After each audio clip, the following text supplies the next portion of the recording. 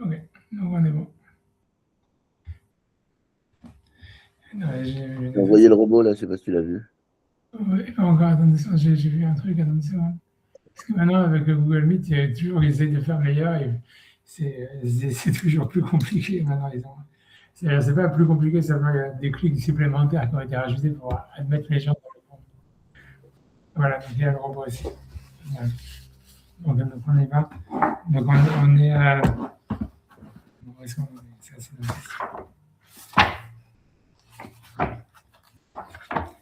donc, je pense qu'on est pas à Q, je pense un truc comme ça. On est à Yud Aleph. On a fait Yud Aleph. On a fait que la première ligne, enfin, on n'a pas fait d'ailleurs. Ah ouais, okay, donc c'est bon, donc on y va. Ok. Donc, וזהו טעם שהמלאכים המקדישים בשמי מרום ממתינים מלשלש קדושתם עד אחר שאנו משלשים קדושה למטה. Donc, c'est-à-dire ici, donc, ici, tu as un midrash ou un zohar, et j'imagine c'est en fait c'est une gemara dans, je ne sais pas où est-ce qu'il arrive, Canal Perek, Vav, Vaga. Ça veut dire une seconde, je cherche la référence. Ça veut dire donc c'est parce qu'il y a un midrash donc qui a été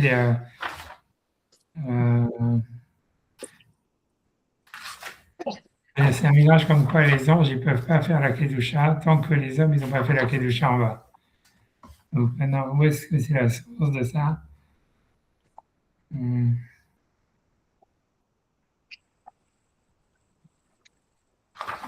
C'est bon.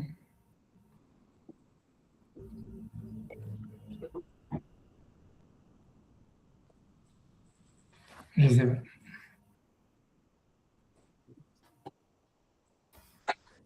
J'essaie de regarder. Je sais, je me demande. Ah voilà, 10 secondes.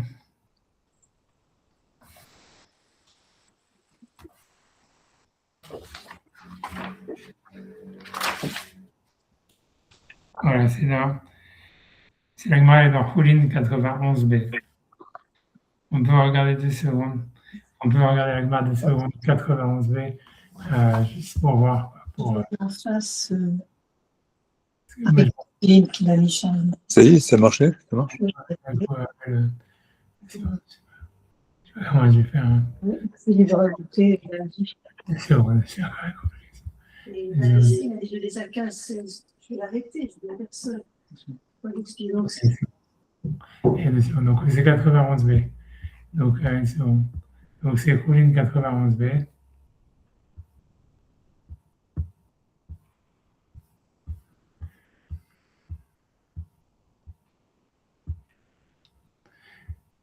Okay. C'est bon, je scroll pour la retrouver.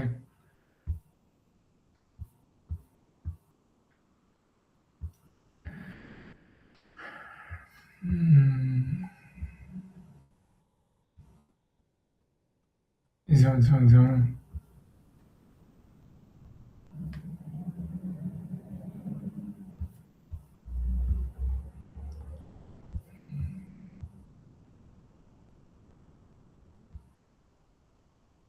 Voilà, donc nous sommes déjà trouvés. Donc, je flash la screen et j'amène le marin.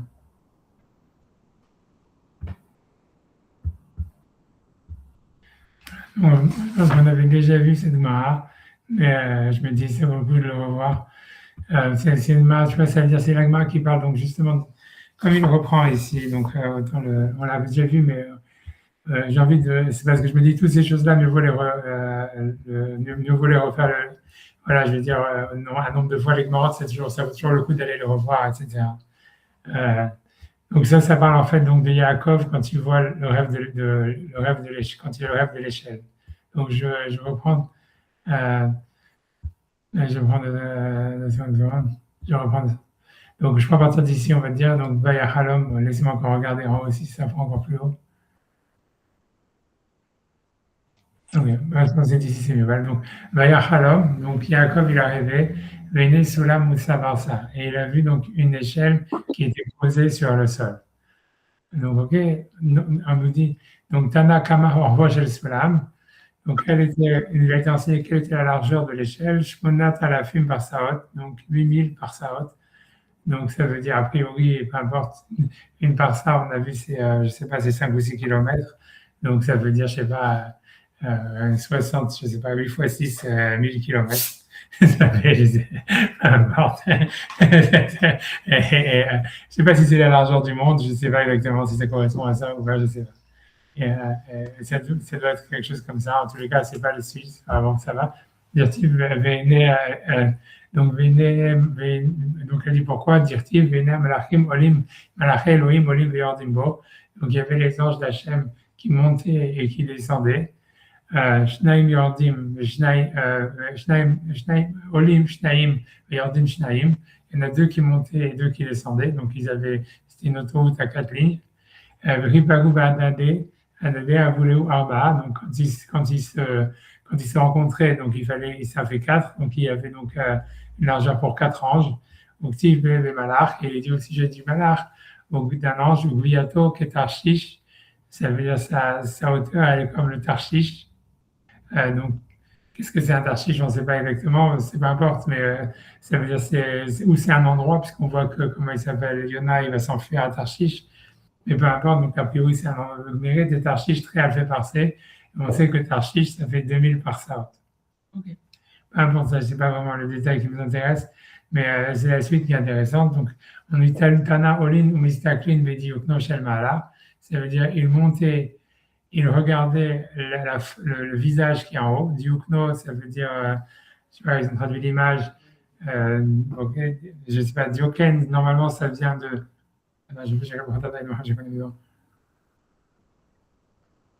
Ça vient du mot dio, ça veut dire deux, et kan, ça voudrait dire, ikunin, ça veut dire visage, mais ça veut dire la copie du visage d'en haut. Yordin ou mistaklin bediokno shalmata. Et donc il descendait pour voir le visage d'en bas. C'est-à-dire grosso modo que Yaakov, il avait. Donc le sens, c'est qu'a priori, c'est que Yaakov, il avait, a priori, le sens littéral, le même visage que Hachem. Si on dit qu'Hachem il a un visage, en tous les cas, il a le même visage que le visage de l'homme qui était dans la Merkava. Et donc, a priori, l'idée, ce qui semblerait, c'est que les anges, donc, on dit Baoul et Sakouné, et ils sont venus pour l'attaquer. Donc, ça veut dire, a priori, l'idée, c'est que les anges, ils voient dans Yaakov une sorte de compétition sur Hachem. Ça veut dire que c'est un truc, tu vois, donc c'est pour ça que je voulais refaire cette image, parce que je sais qu'on l'a fêté plein de fois, mais tu vois, ça veut dire, en fait, c'est pas parce que moi, j'ai jamais compris, en fait, c'est sûr que donc je me dis, ça vaut le coup de le recommencer, de le refaire à chaque fois, mais ça veut dire, il semblerait que, donc, ils voyaient, en fait, une sorte de, de compétition à Hachem dans Yaakov, et donc c'est pour ça que Baoul et Sakouné, donc c'est pour ça qu'ils étaient venus l'attaquer, ils sont descendus, en fait, pour l'attaquer, pour défendre comme si l'homme, en réalité, c'était en fait quelque chose qui s'opposait à la gloire d'Hachem. Et donc, voilà. Donc, alors qu'il n'a fait aucune avéra, rien du tout. Hein. En tout cas, Baoul et Sakouné, ça veut dire qu'ils sont venus pour l'attaquer, lui faire du mal. Miyad Bene Hachem Nitzavala. Et c'est à ce moment-là que Hachem, il s'est mis sur sur lui. Donc, normalement, le sens littéral, ça veut dire que Hachem, il s'est mis sur lui. On a l'impression que c'est sur l'échelle. C'est comme toujours comme ça, tu vois que moi j'avais compris. Mais là, Gemara, il semble dire non, Initzavala, ça veut dire c'est pas que Hachem il est sur lui, c'est-à-dire sur Yaakov, donc pas en haut de l'échelle, mais sur Yaakov lui-même. Et donc en fait, dans cette histoire-là, ça veut dire que Hachem, selon la Gemara, il vient protéger Yaakov de l'attaque des anges. Tu vois, c'est ça le truc. Hachem Initzavala. Donc Yaakov, Hachem il descend pour protéger Yaakov de l'attaque des anges. Amar Rabbi Shimon ben Lakish, Rabbi Shimon ben Lakish, il dit il m'allait Mikra Katuv, si ce n'était pas que le verset le dit explicitement, Yef Charlemo. Ça veut dire on pourrait pas le dire, c'est-à-dire que vient Hachem, il vient comme il se met sur Yaakov, il dit Yef Charlemo Kadam Shemani Fet Beno, comme un père qui vient protéger son fils ou qui balance son fils comme un bébé. Dans ses bras, un truc comme ça, tu vois, c'est ce que la Gemara dit. Et donc, voilà. Mais que ici, en fait, c'est pour le protéger des anges qui viennent l'attaquer. Ok. Euh, ouais, donc, ok, mais tu vois, mais donc, pour moi, ce passage-là, avec la Gemara, évidemment, il est très énigmatique. Tu vois, qu'est-ce que ça veut dire? Pour moi, c'est difficile. Ça veut dire, la question pour moi qui est là-dessus, évidente, ça veut dire, c'est comment ça se fait que Yaakov, il est attaqué par les anges, que, en fait, ça veut dire, on lui reproche d'être la compétition d'Hachem, etc. Maintenant, ça veut dire, c'est sûr, d'un autre côté, que ce reproche, il est en fait justifié, puisque, en fait, on voit bien que par la suite, Hachem, il va dire à Yaakov qu'il a été plus fort, tu vois, il a dominé les dieux, tu vois, c'est le mot Israël, c'est celui qui domine Dieu, c'est la traduction du mot. Donc, ça veut dire, donc, tu vois, donc ça veut dire a priori, ou même, il y a un autre verset qui dit dans la paracha de Vaishlach, que Hachem, il a appelé Hachem, c'est Hachem, il a appelé El, Eloké Israël, que Dieu, Hachem, il a appelé Yaakov Dieu.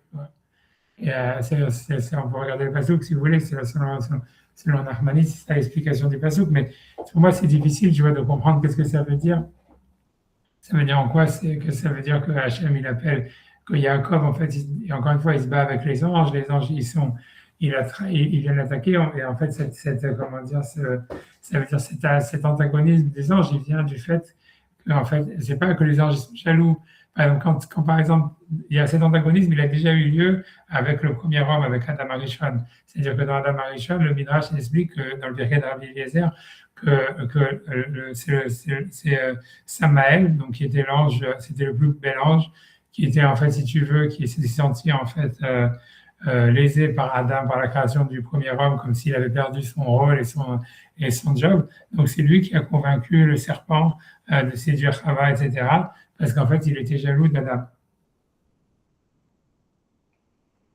Mais donc en fait, si tu veux, donc c'est sûr que et on voit bien, puisqu'on dit qu'en fait, Yaakov, il avait le même visage que Adam, c'est marqué ailleurs. Et c'est ça ce qu'on dit que dans la Merkava, il y a le visage de Adam qui est dans la Merkava. Et en fait, ce visage de Adam, c'est le visage de Yaakov. Mais l'idée, donc, mais là-bas, en fait, quand le Satan ou Samaël, il est jaloux de Adam, ok, c'est pas pour des raisons louables, en fait, qu'il attaque Adam et qu'il va demander au serpent de séduire Ève. C'est parce qu'il est jaloux de lui. Mais ici, en fait, les anges, on a l'impression que leur intention, elle est bonne. C'est-à-dire qu'eux, ils viennent attaquer Yaakov parce qu'en fait, il ressemble à Hachem et ils voient ça comme une sorte ça veut dire, ils voient en Yaakov une sorte voilà, d'attaque contre Hachem, de compétition, d'attaque, etc. Et en fait, c'est pour ça qu'ils viennent l'attaquer. Et Hachem, il vient le protéger. Tu vois, donc je sais pas, tu vois, ça veut dire, tu vois, donc c'est pas, ça ressemble, puisqu'en fait, on voit la connexion entre Yaakov et Adam, puisque c'est le même visage, puisque le visage d'Adam, c'est celui qui est dans la Merkava, etc. Mais encore une fois, la différence, c'est que quand les anges, ils ont attaqué Adam, c'était parce qu'ils étaient jaloux de lui, donc c'était pas pour l'intérêt d'Hachem, alors que ici, c'est pour l'intérêt d'Hachem, et Hachem lui-même, maintenant, il descend pour défendre Yaakov. Tu vois, donc, c'est quoi, a priori, le sens de tout ça, c'est quoi, qu'est-ce que ça peut être le sens de tout ça, tu vois? Moi, j'aurais dit, le premier sens qu'on peut donner, ça voudrait dire que le fait même, en fait, de vouloir, ça veut dire de faire des prières ou de faire des mitzvot, etc., et de vouloir dire qu'on est, en fait, des représentants d'Hachem dans le monde, c'est en fait, ça veut dire, c'est en soi quelque chose de, comment dire, ça serait une révolte par rapport à Hachem, quoi. Ça veut dire, en comment toi, tu te permets de dire que tu es le représentant d'Hachem dans le monde. Et ça serait un truc comme ça. Et que les anges, donc, à la base, ils viennent attaquer l'homme pour avoir fait ça ou pour avoir pris leur job, ou quelque chose comme ça, tu vois. On a l'impression, et que c'est Hachem, il descend dans le monde en réaction à cette attaque des anges. C'est là où, ça veut dire, ce qui fait que la Shrina, elle descend dans le monde par la Tfila, c'est justement pour protéger l'homme de l'attaque des anges. Mais voilà, mais ça reste, tu vois, ça reste énigmatique, tu vois, ça reste, je sais pas, tu vois, voilà, ça reste énigmatique. Mais je veux dire, ce passage avec moi, en fait, il faut le faire si on veut comprendre la suite de ce qu'il va dire le Nefesh HaChaim. Ça veut dire, voilà, ça veut dire, a priori, ça veut dire l'homme en faisant, ça veut dire que l'action de l'homme, c'est-à-dire que le Nefesh HaChaim, lui, va décrire une action de l'homme qui entraîne, ça veut dire qu'il donne de l'énergie aux anges pour faire descendre la Shrina dans le monde, etc., et faire descendre la bracha dans le monde. Mais c'est l'action de l'homme qui est primordiale. Mais mais dans le Nefesh HaChaim, il décrit pas cette action comme étant, on va dire, je sais pas comment expliquer, tu vois, il a décrit en tous les cas comme étant linéaire. Ça veut dire, voilà, l'homme, il a pris la décision, il a fait descendre la Kedusha dans le monde. l'action, elle va créer une énergie, et cette énergie, elle va créer des anges, ou elle va donner de l'énergie aux anges pour qu'ils puissent sanctifier le nom d'Hachem ou faire descendre la Shrina dans le monde. C'est comme ça que le Nefesh HaChaim, lui, le décrit. Ici, en fait, je veux dire simplement que dans la Gemara, c'est décrit d'une manière beaucoup moins simple que ça, quoi. C'est-à-dire, c'est plutôt que l'homme, il va, c'est vrai, par son action, il va créer, donner de l'énergie aux anges, mais a priori, cette énergie, à la base, elle n'était pas nécessairement positive, et que c'est ensuite, la Shrina, elle descend en réaction d'une attaque des anges contre l'homme quand il fait une mitzvah pour protéger l'homme, et ensuite, si tu veux, réorienter les anges, quoi. Ça veut dire, c'est quelque chose, en fait, c'est ce que je veux dire, c'est tout, tu vois, c'est qu'il y a un moment, voilà, il y a un moment critique, ça veut dire voilà, tu vois, c'est pas aussi harmonieux que le Nefesh HaChaim, il est décrit, quoi.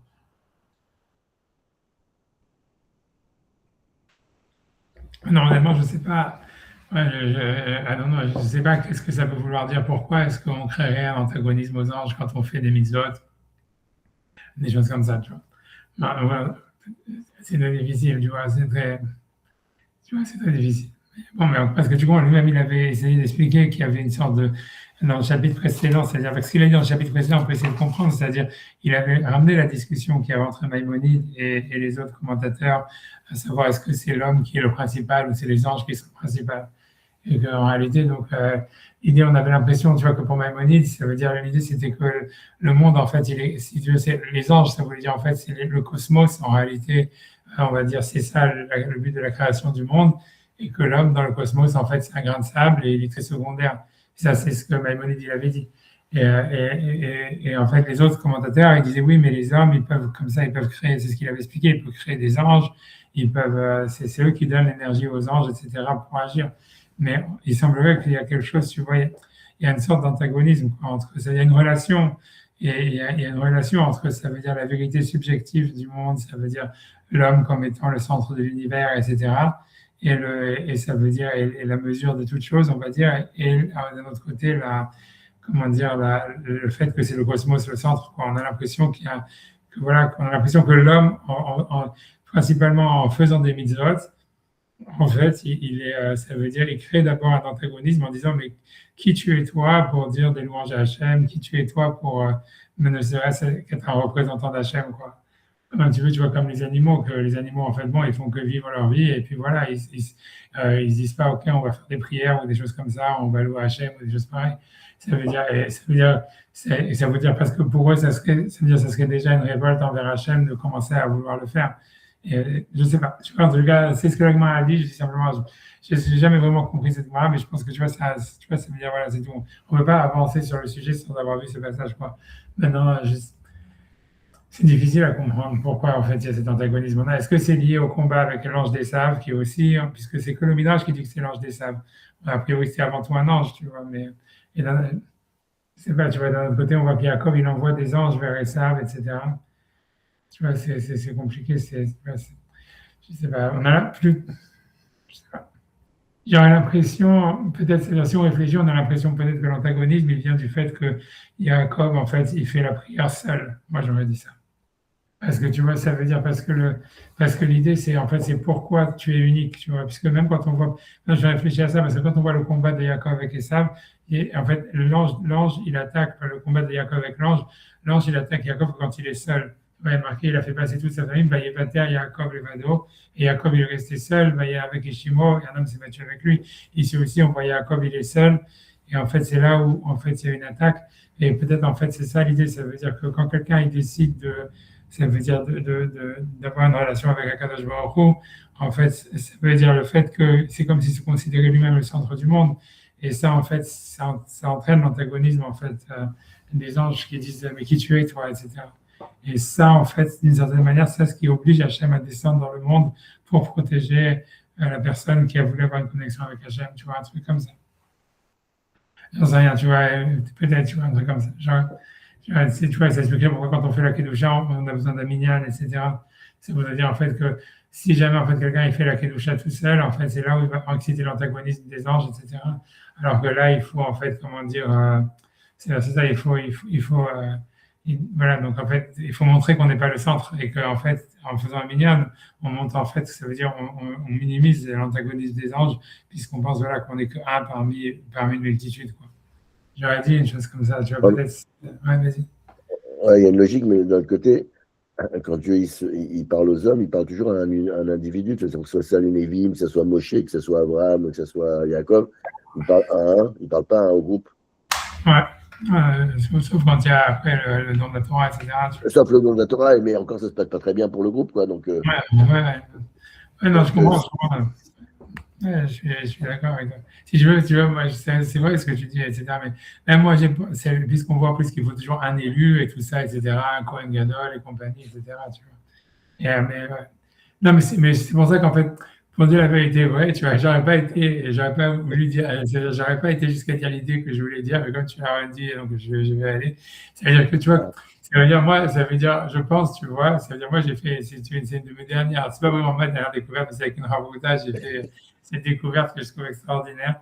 C'est que tu vois, mais je pense, tu vois, et ça, c'est aussi c'est une idée vraiment très géniale, on va dire, tu vois, c'est qu'en fait, c'est comme si, c'est qu'en fait, pour moi, j'ai compris qu'en fait, l'idée, parce que je me suis demandé, c'est quoi l'essence, en fait, de la prophétie, tu vois, et c'est quoi même l'essence, tu vois, ça veut dire, pourquoi, d'où viendrait la prophétie? Pourquoi, une chose que je me suis demandé, tu vois, que moi, je me suis demandé avec Mahavouda, je ne vais pas dire, je vais me prendre tout le crédit, c'est vraiment, ça veut dire, mais je peux dire son nom, mais je ne sais pas ce que vous voulez, vous ne le connaissez pas, je peux comme vous voulez. Bon, tu vois. En tous les cas, ça veut dire, ouais, je vais dire son nom quand même, tu vois, c'est Abner Badash, ouais, je ne sais pas si ça vous dit rien, moi, c'est pas grave, qui habite en Amérique. Son père est en Israël, je connais son frère. Ah ouais, c'est ça, voilà, c'est ça. J'étudie avec son frère, moi. Ouais, moi, j'ai étudié avec son frère. C'est son frère qui était au collège, etc. Il était au collège à Neuilly, j'ai étudié avec lui pendant un an. Oui, je ne le connais pas à venir parce que je ne l'ai jamais rencontré. Mais je sais qui c'est. Et je sais qu'il étudie avec toi, effectivement. Ouais. Les gars, tu vois, c'est son idée, c'est ensemble. Parce que tu vois, on se demandait vraiment pourquoi est-ce qu'Abraham Avinu, il était tellement, c'est tellement central pour lui d'avoir des enfants, tu vois, pourquoi? Et on a l'impression aussi pourquoi, en fait, si tu veux, ça veut dire toute la prophétie, en fait, à chaque fois, quand tu regardes dans le texte, à chaque fois, c'est lié avec le fait d'avoir des enfants. C'est pour Abraham, tu vois, c'est une descendance, etc., etc. Et en fait, en fait, tu vois, ça m'a fait tilt dans ma tête parce que moi, je me suis dit, ouais, le tilt, en fait, il est venu très simple. C'est parce que j'ai vu qu'aujourd'hui, si tu veux, les gens ne veulent plus avoir des enfants. Et que d'un autre côté, ce qu'on voyait, tu vois, aussi, c'est que quand il s'est passé dans la discothèque là-bas, ça veut dire en Suisse, que les gens aussi, ils n'ont pas d'instinct de survie, tu vois, ça veut dire ils n'ont plus l'instinct de survie. Et qu'en fait, l'idée, la volonté, c'est sûr que la volonté de procréer, elle est liée avec l'instinct de survie. Et je me suis dit, en fait, ouais, c'est sûr en fait, que cette idée de procréer, c'est lié à l'instinct de survie. Et après, je me suis dit, ouais, mais en fait, c'est possible en fait, que si tu reprends toute l'histoire de Caïn et Èvel et toute l'histoire, si tu veux, que tu retrouves qu'il y a tout un seul élu et tout ça, qu'en fait, tout le rapport de la prophétie, en fait, c'est lié à l'instinct de survie à la base. Ça veut dire que l'essence même, tu vois, le début de la prophétie, en fait, c'est l'instinct de survie.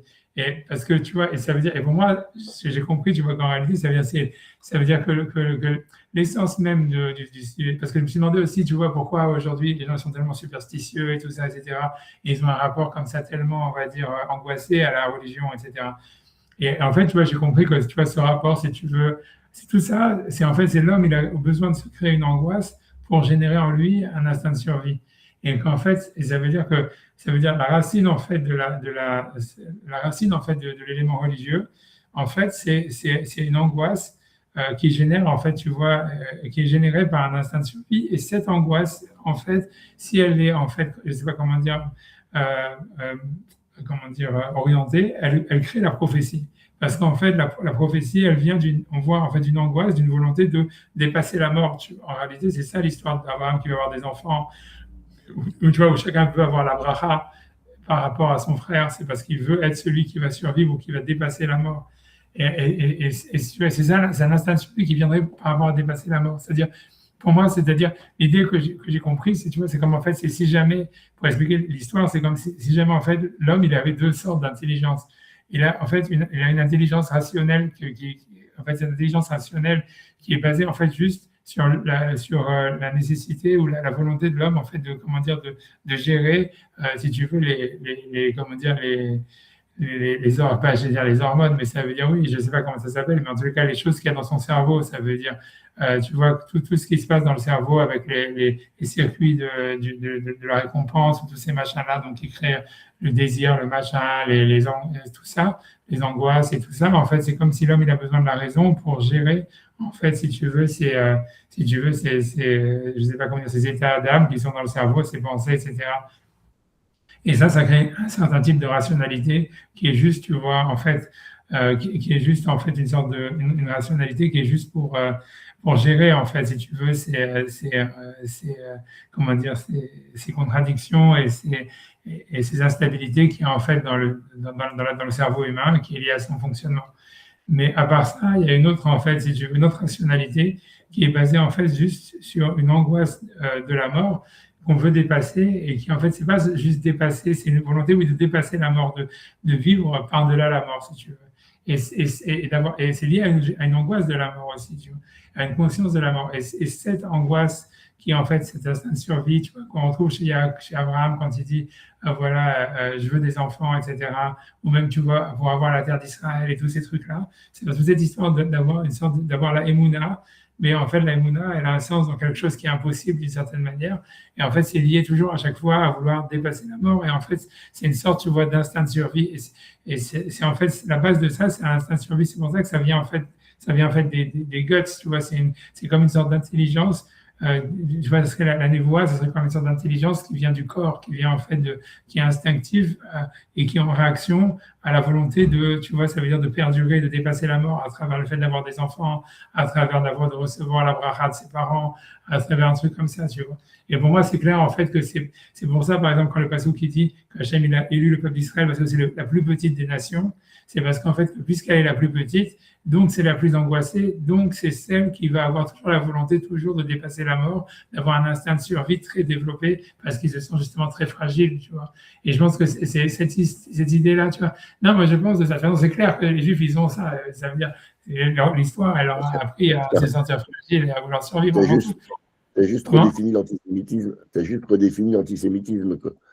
Donc, oui, c'est sûr. C'est un moteur dont on aurait besoin pour pouvoir servir, pour avoir les moulas. C'est un peu. Ouais, peut-être, mais en fait, c'est vrai, tu vois, on revient, puisque si je veux, on revient que Hachem, en fait, quand il demande à Abraham d'aller en Israël et tout ça, etc., il le met dans une situation de fragilité, tu vois, et Abraham lui-même, constamment, même quand il a tout gagné, il retourne, tu vois, chez Avimelech, il s'est fait passer pour un étranger, etc. Et toujours, en fait, il cherche, tu vois. Et pour moi, c'est ça l'idée que quand Hachem dit à Abraham, sache que ta descendance, elle sera esclave en Égypte, etc. Tu vois, on voit qu'Abraham, il se révolte pas contre ça ni rien. Parce qu'en fait, tu vois, on a l'impression qu'il fallait, ça veut dire grosso modo, tu vois, voilà, comme je dis, je sais pas, en tous les cas, je n'ai pas dit qu'il n'y aura pas l'époque messianique où c'est résolu, etc.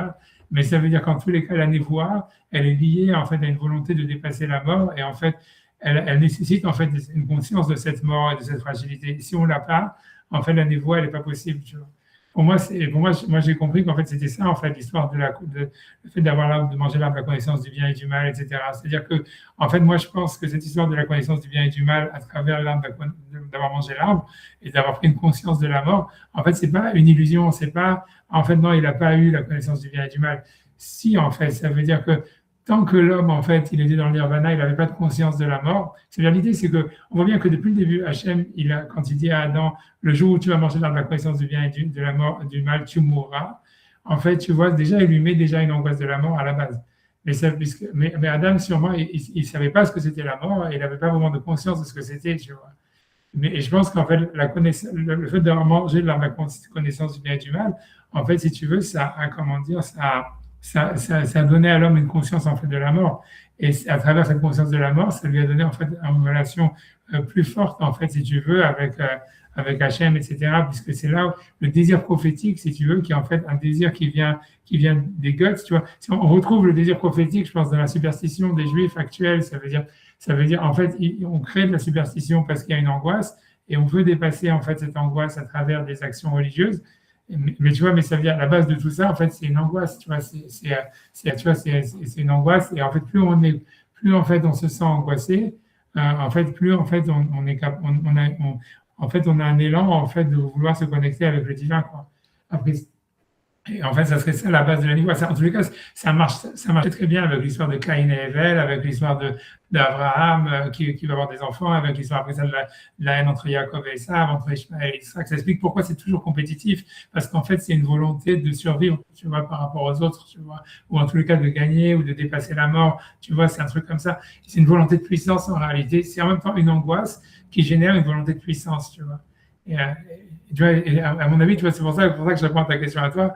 Tu vois qu'en fait, c'est cette histoire-là, que c'est pour ça que la névoie, elle est toujours une expérience, en fait, comment dire, individuelle, parce qu'en fait, c'est un acte, c'est un acte paranoïaque, si tu veux. C'est un acte, en fait, c'est une volonté d'être, tu vois, tu vois, d'être le survivant, d'être le meilleur, d'être, je sais pas, tu vois, d'être celui qui va, tu vois, voilà, qui va dépasser la mort, mais en étant peut-être, tu vois, meilleur que les autres, tu vois, quelque chose comme ça, tu vois.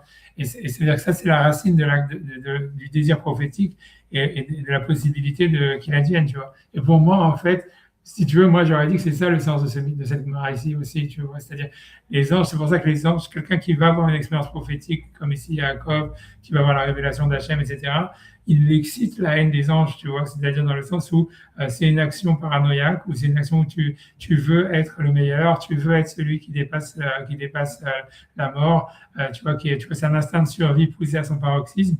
Et tu vois, ça explique aussi l'antisémite. Tu vois, c'est pour dire, voilà, même les anges, tu vois, même on peut expliquer très nettement, tu vois, parce que les Goïm, ils sont liés à des nations, etc., ils sont liés aux anges. Donc, ces anges qui attaquaient Jacob, en fait, c'est comme les nations qui attaquaient Jacob. Mais ça veut dire, tu vois, en fait, ça veut dire que tu vois, que voilà, que c'est compréhensible parce que c'est une action, en fait, tu vois, c'est une volonté de puissance qui est liée à, en fait, à un désir de survie, mais qui est liée, en fait, à la base, qui a aussi une peur, tu vois. Et ça veut dire, et en fait, et ça génère, en fait, ça génère, en fait, voilà, c'est-à-dire, on comprend que l'attaque des anges, c'est parce qu'en fait, voilà, c'est pourquoi toi, tu veux être meilleur que les autres, tu vois, pourquoi, de quel droit, toi, tu veux dépasser la mort, etc., etc. Et en fait, l'idée, c'est que, et donc, c'est ça ce qu'a priori, c'est l'attaque des nations, l'attaque des anges, etc. Ça veut dire, c'est un phénomène, on va dire, comment dire, ça veut dire, on le voit, c'est un phénomène, comment dire, un cercle vicieux, quoi. C'est-à-dire, le juif, il se sent fragile, donc il veut être le meilleur. Et le fait qu'il soit le meilleur, tu vois, je veux dire, même si on enlève le côté prophétique et la relation au divin, on met ça même, je sais pas, au niveau du business, au niveau de n'importe quoi, tu vois, regarde, tu vois, l'État d'Israël, par exemple, avec son armée, etc. Ça veut dire qu'ils se sentent fragiles, donc ils se sentent obligés d'être le meilleur par instinct de survie. Ça génère plus de haine en disant, mais pourquoi toi, tu veux être le meilleur, quoi? Et si tu veux, moi, je pense que ce qui se passe, tu vois, on va dire à l'État, ça veut dire dans l'État qu'on peut regarder d'une manière physique, tu vois, sur comment, si tu veux, comment les juifs, au niveau spirituel, c'est la même chose, quoi. C'est-à-dire, en fait, ça veut dire, le juif, en fait, il se sent fragile, et tu vois, ça veut dire plus que l'égoïsme, ou bien parce que c'est la plus petite nation, ou bien peut-être parce que même il y a une sorte de, à mon avis, de traumatisme. Tu vois, le traumatisme de l'esclavage en Égypte, le traumatisme même du don de la Torah, puisqu'on te dit que Hachem, il enlevait leurs âmes, ils revenaient, donc ils ont été complètement traumatisés par le don de la Torah. Tu vois, c'est ce que l'Agmara dit, que c'était une expérience traumatique, etc. Tu vois, donc ça veut dire il y a un traumatisme, et en fait, ce traumatisme, il crée en fait une volonté, donc une fragilité, en même temps un désir de survivre, tu vois, si tu veux, pour dépasser ou transcender cette fragilité, un peu comme Yosef qui est vendu comme esclave et qui est prisonnier, que c'est pour ça qu'ensuite il a cette volonté, tu vois, de prendre le pouvoir et d'être le roi, ou etc., et qu'il le devient. Voilà, je ne sais pas ce que je voulais dire à part ça, mais tu vois, mais ça veut dire pour moi, ça se passe au niveau spirituel, mais c'est pour ça que au début, en tous les cas, c'est clair, il y a une étape où ça entraîne, tu vois, si tu veux, l'antagonisme des anges. À mon avis, c'est ça, c'est qui tu es toi pour tu vois, pour pouvoir vouloir te rapprocher de Dieu tellement, tu vois, ou d'avoir une expérience prophétique ou quelque chose comme ça. Mais que par la suite, en fait, l'étape, c'est que Hachem, il répond à cette, tu vois, il descend, tu vois, c'est comme ça qu'on fait descendre la Shrina dans le monde, etc. Tu vois, je pense qu'il y a quelque chose comme ça, tu vois, ça veut dire, c'est comme si Hachem, il répond présent à cet appel, quoi, dans l'expérience prophétique, etc. Et je pense, voilà, c'est ce que je pense, tu vois, c'est pour dire, tu vois, ça serait ça l'idée, tu vois, je pense que voilà, il y a quelque chose à creuser là-dedans. Et je pense que même il y a plus que ça, je pense qu'il y a beaucoup dans l'histoire, tu vois, je pense que, comment dire, je pense que l'intelligence qui vient, en fait, de ce désir de survivre, tu vois, de l'angoisse de la mort, etc., c'est une intelligence et une force de volonté qui est bien supérieure à l'intelligence rationnelle du cerveau qui est là juste pour gérer en fait les pulsions, quoi.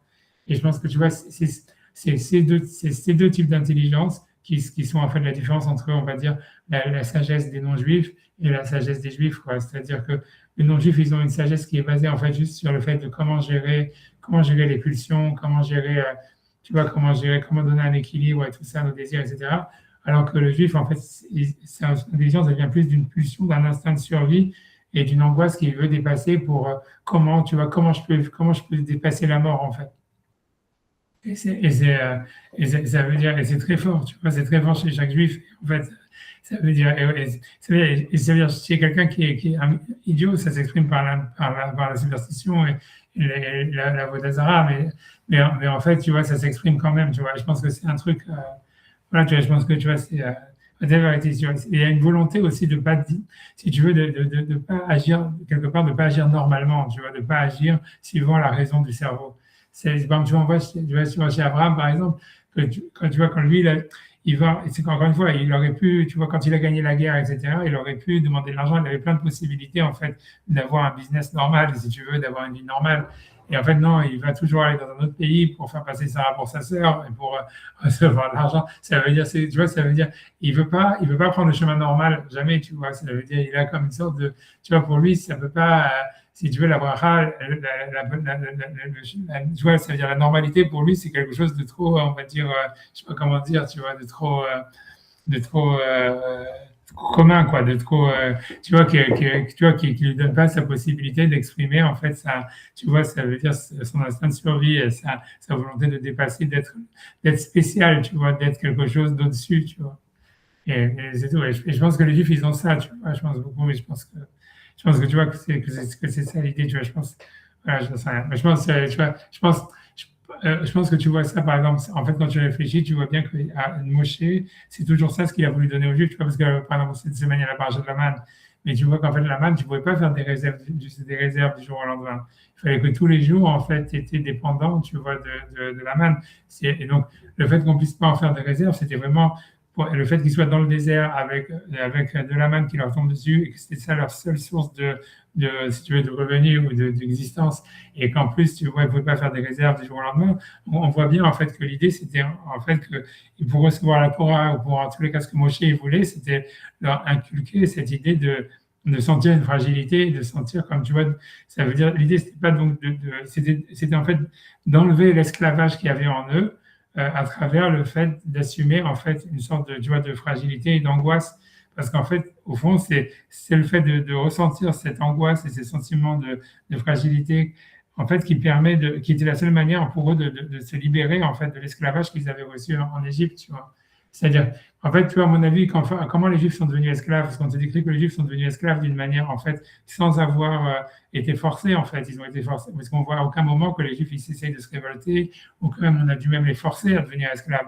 Tu vois, les Midrashim, ils décrivent que l'esclavage, il est venu naturellement, en fait. Au début, on le faisait travailler très, très facilement en leur donnant des grands salaires, et puis petit à petit, on a baissé le salaire et augmenté le travail jusqu'à ce que c'est devenu de l'esclavage. Mais tu vois, mais le truc, c'est, tu vois, c'est comment, tu vois, ça veut dire comment, c'est ce qui est marqué dans le Midrash. Tu vois, je pense qu'il y a quelqu'un qui va, ouais. Je sais pas si je peux, désolé, il faut que une seconde. Désolé, je vais essayer, normalement, il y a Yves, mais je sais pas. Mais voilà. Je sais pas si Désolé, hein, mais je prends le cours, voilà, je vais en voiture, là, je serai chez moi dans 2 minutes. Ok, d'accord. J'écoute, je coupe la caméra et j'écoute. Ok, d'accord. On parle sur la relation entre la prophétie et l'instinct de survie. Voilà, et là et l'instinct de survie. En fait, comme si l'instinct de survie, c'est en fait la racine de l'instinct prophétique. C'est la nouvelle découverte en fait de la semaine. Mais déjà, c'est une vraie découverte. Tu vois, voilà. Ok. Je suis en train d'expliquer en fait, voilà, c'est que les Juifs, en fait, s'ils ont la prophétie, c'est parce qu'ils ont en fait, à travers la manne, en tous les cas, Hachem, les Juifs ne pouvaient pas faire de provision de la manne. Et donc, en fait, ils devaient se sentir dans un état de, en fait, comment dire, de fragilité et d'angoisse. Et en fait, donc j'ai dit que la raison pour laquelle c'est ça, le fait d'être dans le désert, etc. Et en fait, Moshe, en fait, il les a mis dans cet état de fragilité et d'angoisse, parce que c'était la seule manière, à travers que de cette manière, qu'il pouvait se libérer de l'esclavage. Parce que en réalité, ça veut dire, j'ai expliqué en fait que justement avec un pharaon, en fait, il a pris les Juifs, il les a rendus esclaves. En fait, il n'a pas utilisé la violence. Ça veut dire, on voit que les Juifs, ils ont accepté l'esclavage d'une manière passive. Et ils sont restés esclaves sans jamais chercher à se révolter. Tu vois, comme dans les Midrash, on dit voilà, qu'au début, ils travaillaient des travaux très faciles avec des grands salaires. Ensuite, on a baissé les salaires, augmenté le travail jusqu'à ce que c'est devenu de l'esclavage et qu'on mettait leurs enfants dans les pyramides, etc. Et que la question, c'est de savoir, en fait, ça veut dire, en fait, c'est assez évident. Ça veut dire comment est-ce qu'on arrive à ça, tu vois. Ça veut dire comment est-ce que tu rends une population esclave, ça veut dire de son plein gré.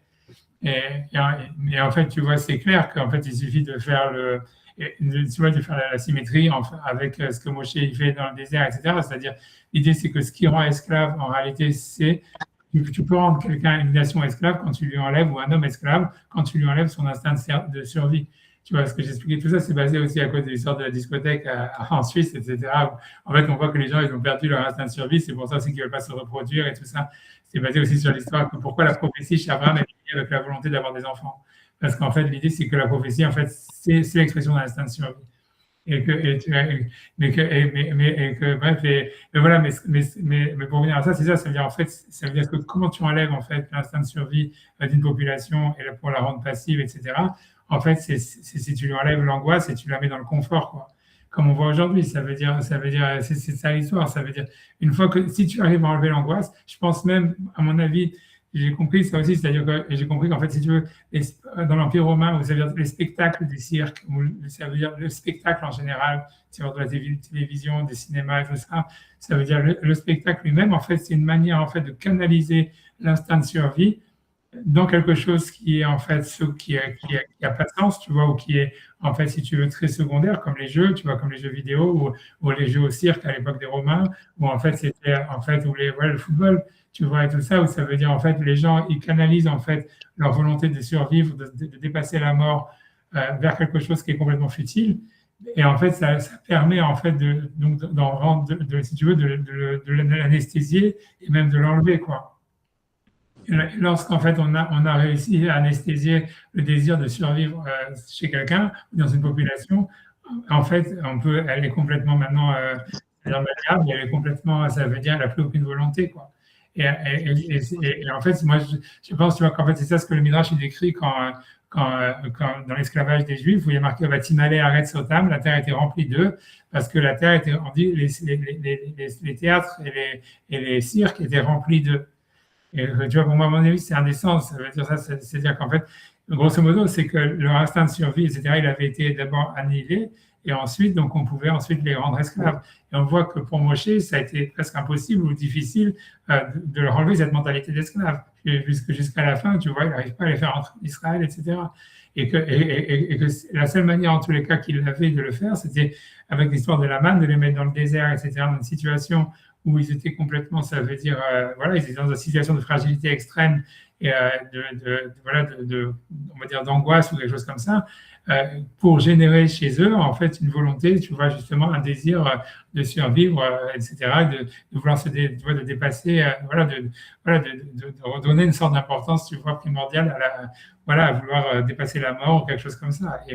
Mais voilà, c'est ça ce que je voulais expliquer. Qu'à mon avis, c'est ça la prophétie. Ça veut dire, pour moi, j'expliquais aussi que, par exemple, tu vois, le don de la Torah, c'est vu comme une expérience traumatique, puisqu'on m'a dit qu'ils mouraient, leur âme, elle partait, ils revenaient, et ils ont peur, etc. Et la Gemara, elle décrit qu'en fait, ce traumatisme du don de la Torah, c'est quelque chose qui est resté chez les Juifs de génération en génération. Ça veut dire et à mon avis, c'est ça l'idée. Donc, pourquoi est-ce qu'il fallait ce trauma? Pourquoi est-ce qu'il faut un traumatisme? Parce qu'en fait, c'est à travers cette angoisse de la mort, quoi, cette angoisse, en fait, qu'on sent un danger ou une angoisse, une fragilité. C'est cette volonté de dépasser cette angoisse qui est, en fait, qui permet d'accéder à la prophétie ou à une sagesse supérieure, quoi. Ça veut dire, tu vois, c'est ça l'essence même. Ce que j'ai expliqué qu'en fait, quand le passage qui dit quand le peuple d'Israël a été choisi parce que c'est la plus petite des nations, c'était la véritable raison. C'est comme on est la plus petite des nations, on est la plus fragile, donc on est la plus angoissée, donc on est celle qui a l'instinct de survie le plus fort, donc on peut recevoir la prophétie. Tu vois, tu vois, c'est ça l'histoire, tu vois. Non, mais tu vois, c'est ça ce que j'expliquais, c'était de montrer ça, parce que en fait, c'était venu à cause d'une question de Thierry, parce qu'on attend, donc, parce qu'on a d'étudier les Nefesh Haim qui parlent sur la relation des anges et des hommes. Et donc, on était en train de faire la Gemara qui disait que donc, dans l'histoire de Jacob, donc dans le rêve de Jacob, il voit les anges qui montent et qui descendent. Et en fait, si tu veux, donc ils viennent l'attaquer. Le Midrash de la Gemara, elle dit qu'ils viennent l'attaquer parce qu'ils voient a priori le visage de Jacob comme étant une sorte de compétition, de concurrence à celui de Dieu. C'est-à-dire, le Gemara dit simplement, ils regardaient le visage d'en haut, ils regardaient le visage d'en bas, et donc ils ont dit quoi? Qu'a priori, ils ont constaté que c'était le même, et ils viennent l'attaquer pour ça. Et ensuite, Hachem, lui, vient protéger, ce que l'Agma dit, il vient protéger Jacob de l'attaque des anges. C'est pour ça qu'il descend sur terre, pour protéger Jacob. Et donc l'idée, pour la question de savoir, c'est de comprendre pourquoi est-ce qu'il y a une attaque des anges par rapport à Jacob alors qu'il ne fait rien de mal. Il a simplement une expérience prophétique. Et tu vois que j'expliquais qu'en fait, l'expérience prophétique, c'est une expérience paranoïaque. En fait, c'est une volonté d'être meilleur que les autres, de dépasser les autres, de dépasser en fait la mort. C'est pour ça, parce que c'est ça l'instinct de survie, c'est une volonté de puissance en réalité. Tu vois, et c'est pour ça que depuis le début, ça commence avec Caïn et Abel. C'est-à-dire que tout est dans la jalousie et dans la compétition, parce qu'en fait, c'est ça l'essence de la prophétie. C'est pas un accident, c'est pas il y avait de la haine, etc. Non, l'expérience prophétique, c'est une expérience, en fait, c'est une volonté, en fait, d'ambition, de dépasser la mort, d'être meilleur que les autres. C'est une volonté de puissance, en fait. Et donc, c'est normal que les anges, qui symbolisent, en fait, les forces universelles, qui, en fait, comme on a vu déjà avant, Maïmonide, il dit, ouais, les anges sont plus importants parce que l'homme, c'est une poussière dans le cosmos. Ça veut dire qui tu es, toi. Ça veut dire vouloir être meilleur que les autres, vouloir dépasser la mort, etc. C'est une rébellion face à Dieu, quoi. C'est tu te mets à la place de Dieu. Et donc, c'est en soi que dans l'expérience prophétique, il y a en fait un conflit d'emblée avec les anges. Et que, bizarrement, c'est ça ce qui entraîne que la Shekhinah descend sur terre, quoi. Ça veut dire, puisque Hachem, lui, il est pour ce désir-là de dépasser la mort, en fait, c'est ça ce qu'il cherche. Donc, en fait, finalement, il vient se rapprocher de la personne et il se révèle dans le monde à travers ça, quoi. Et donc, ça serait ça le mécanisme, etc. Ça, c'est ce que je suis en train d'expliquer, etc. Mais voilà, je pense que je pense qu'il y a beaucoup de choses comme ça. Pour moi, en tous les cas, c'est tout. Je pense que cette histoire elle est vraie, quoi.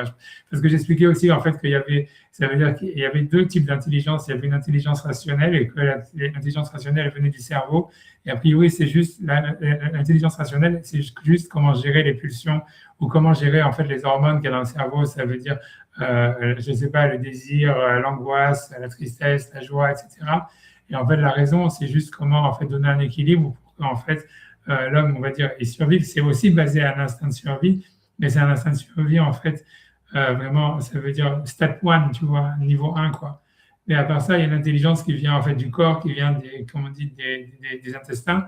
Cette intelligence des intestins, c'est vraiment, c'est qu'il y a l'angoisse de la mort, on va dire, ou une fragilité dans laquelle on sent quelque chose en fait on va dire, voilà, d'une grande fragilité, quoi, comme Abraham, tu vois, qui dit qu'il veut des enfants, etc., tu vois, qui se jette dans le feu et tout ça, mais c'est donc il y a une sorte de, comment dire, d'angoisse, ça veut dire, voilà, je sais pas, d'angoisse devant la mort, peut-être quelque chose comme ça, et qui nécessite, tu vois, qui fait en fait un désir de dépasser la mort, tu vois, dans un deuxième mouvement, et qui en fait est l'origine de l'expérience prophétique, et c'est comment dire, et cette angoisse-là, elle crée, à part l'expérience prophétique, elle crée une raison, une volonté, mais aussi une raison qui est largement supérieure en fait à celle de la raison du cerveau, quoi. Et je pense qu'à mon avis, c'est ça la différence entre la manière que les Juifs ils ont de vivre, de manière générale, et si tu veux, l'égoïme, quoi. C'est-à-dire que l'égoïme, la rationalité, elle est juste en fait comment gérer les pulsions, comment gérer les désirs, comment gérer les choses, alors que le juif, c'est en plus, il y a quelque chose, c'est comment dépasser, c'est la logique, il parle toujours de comment dépasser la mort, comment dépasser les autres, comment dépasser la mort dans laquelle je suis, en fait. À partir de là, il réfléchit. Et ça l'empêche de réfléchir normalement, ça l'empêche de réfléchir. Tu vois comment j'expliquais comment Abraham, il avait plein d'options pour faire du business, si tu veux, en Israël, une fois qu'il avait gagné la guerre, etc. Non, il continue à prostituer sa femme. Et tu vois, et que en fait, tu vois, c'est très juif comme manière de faire, tu vois, ça veut dire, tu vois, c'est comme tous les arnaqueurs et tout ça, c'est-à-dire qu'ils auraient plein de possibilités ça veut dire, tu vois, de faire du business normal, à plein de points, ils pourraient s'arrêter et juste devenir normal. Non, ils vont continuer, c'est-à-dire parce que pour eux, travailler normalement, c'est quelque chose, tu vois, qui est inacceptable, tu vois, qui peut pas, tu vois, qui peut pas être. Et en fait, c'est parce que ça vient de cette volonté de dépasser la mort, en fait, si tu veux. Ça veut dire, voilà, de se sentir, tu vois. Donc, c'est une autre manière de réfléchir, c'est une autre manière, en fait, d'appréhender les choses, et ça s'oppose, en fait, à la rationalité. Et c'est certainement beaucoup plus fort. Puisqu'en fait, on voit d'une certaine manière que quand l'homme il essaye de gérer en fait ses pulsions, etc., il n'y arrive pas au fond. Ça veut dire, au fond, ça veut dire de manière générale, quand quelqu'un va dire, OK, je vais me contrôler, je vais faire ça, je vais faire ça, je vais faire ça, en fait, ça veut dire, au fond, à chaque fois, finalement, il peut limiter les dégâts, il peut gérer, etc., mais à part certaines, c'est très rare, en fait, des personnes qui sont capables, en fait, de véritablement gérer leurs pulsions et leurs désirs, etc. Et ça se retrouve qu'en fait, à la fin, comme en fait chez les Goïms, c'est ça ce qui gère la société, c'est ça ce qui gère en fait tout, ça se retrouve que tout est en fait lié, basé sur du mensonge et sur de l'hypocrisie et des choses comme ça. Donc, c'est des sociétés qui sont en fait très, comment dire, très, je sais pas comment expliquer, tu vois, c'est très fragile en réalité, très basé un peu sur, voilà, comme des châteaux de cartes. Alors qu'en fait, la volonté, en fait, ça veut dire la volonté de vouloir dépasser la mort ou quelque chose comme ça, cette idée qui, à mon avis, c'est en fait, une sorte de manière de réfléchir qui vient des intestins ou qui vient, en fait, vraiment, qui est instinctive, tu vois, de dépassement, en fait, de soi, mais en fait, d'une volonté comme Abraham, puisqu'il ne peut pas avoir d'enfants, il veut des enfants, c'est juste parce qu'il ne peut pas le faire qu'il veut le faire, que c'est à travers ça qu'il va avoir une relation au divin, c'est une volonté de survivre, etc. Cette idée-là, cette manière de réfléchir, c'est la seule qui permet en fait de se contrôler. C'est pour ça qu'en fait, il n'y a que les juifs qui ont des tzadikim ou des choses comme ça, tu vois, parce que en fait, ça veut dire c'est que cette manière d'être en fait qui permet un véritable contrôle de soi, etc. Tu vois, je pense comme ça, tu vois. Le reste, c'est voué à l'échec. Ça reste, tu vois, des paroles, ça reste des théories, ça reste en fait de l'hypocrisie, etc. En bref, tu vois, mais bon, je sais, tu vois, ça c'est ça ce que je disais, c'est partie de ça, rien que pour expliquer en fait, ça veut dire donc l'antagonisme des anges, etc. Et voilà. Que tu vois, ce que j'expliquais en fait, même d'une manière naturelle, quand on voit Israël, par exemple, ils ont une armée. C'est au début les Goïms, donc ils étaient méfiants d'Israël. Donc Israël, ils sont fragiles, comme j'expliquais. Donc ça crée chez eux une volonté de se dépasser. C'est pour ça qu'ils vont créer une armée extraordinaire. Et ensuite, c'est un cercle vicieux puisque ça va générer encore plus l'attaque des nations. Et donc tu vois, mais c'est visuel, tu vois, c'est un cercle en fait vicieux et infini, quoi, qui oblige, si tu veux, en fait à générer en fait une sorte de dépassement de la part des Juifs et même voilà. Mais ce que je pense que ce qui se passe au niveau matériel, on va dire en Israël, ça se passe au niveau spirituel dans la relation aux anges quand on fait des mitzvot, etc. Quoi. Ça veut dire, il y a une volonté de se dépasser. Les anges déjà ils se sentent attaqués par les Juifs dans le sens où ils disent pourquoi il fait ça, etc. Et cet antagonisme, il nécessite, tu vois, Hachem doit descendre sur terre pour protéger Jacob. Ça nécessite au contraire que le juif, il doit monter encore spirituellement, encore au-dessus des anges. Et les anges, ils descendent. Et puis, ça continue comme ça, tu vois. Ça veut dire, c'est toujours, voilà, ça veut dire, plus en fait, ils essayent de l'écraser, plus en fait, ils montent, quoi. Mais en fait, il est motorisé par cette attaque des anges, quoi. Ça veut dire, s'il n'y avait pas à la base une volonté des anges de l'écraser, en fait, il ne serait jamais devenu Israël, celui qui domine les dieux, quoi. Mais voilà, mais tu vois, voilà, le nom lui-même, il dit tout, en fait. C'est une loi en soi, tu vois, le mot Israël qui veut dire celui qui va dominer les dieux. Voilà, on a tout dit quand on a dit ça, quoi, je veux dire. Mais je pense que cette volonté de domination, elle vient d'une grosse angoisse et d'une conscience de la mort. Et j'expliquais qu'en fait, c'était ça le fait. C'est pour ça que l'arbre de la connaissance du bien et du mal, c'était l'arbre qui amenait la mort. Ça veut dire, en fait, c'est par l'angoisse de la mort, par la conscience de la mort, qu'en fait, on accède à la connaissance du bien et du mal, à une relation divine supérieure. Et tu vois, et je pense, tu vois ce que j'ai dit, moi, avant ça, je dis que quand Hachem, il a dit à Adam, le jour où tu mangeras de l'arbre de la connaissance du bien et du mal, tu vas mourir, c'est parce qu'en réalité, c'est qu'il voulait lui dire, c'était nécessaire pour avoir le minimum de connexion avec le divin, d'avoir une conscience de la mort quelconque. Et en fait, c'était avant de manger de l'arbre de la connaissance, il voulait lui dire, OK, tu as une connexion, on va dire, avec le divin, mais cette connexion, il suffit que tu aies une connaissance de la mort. Et cette connaissance de la mort, elle suffit en fait, même si elle est que théorique, etc., que c'est une possibilité qui pourrait arriver, et elle est suffisante en fait déjà pour créer une connexion avec le divin. Mais en fait, dans le fait de manger de l'arbre de la connaissance du bien et du mal et de prendre conscience et une existence de la mort dans la réalité, en fait, cette conscience et cette connexion, elle augmente en réalité. Tu vois, et je pense, tu vois, à mon avis, c'est ça l'idée. Quand tu te demandes mais pourquoi est-ce qu'Adam, avant, il n'avait pas honte d'Hachem?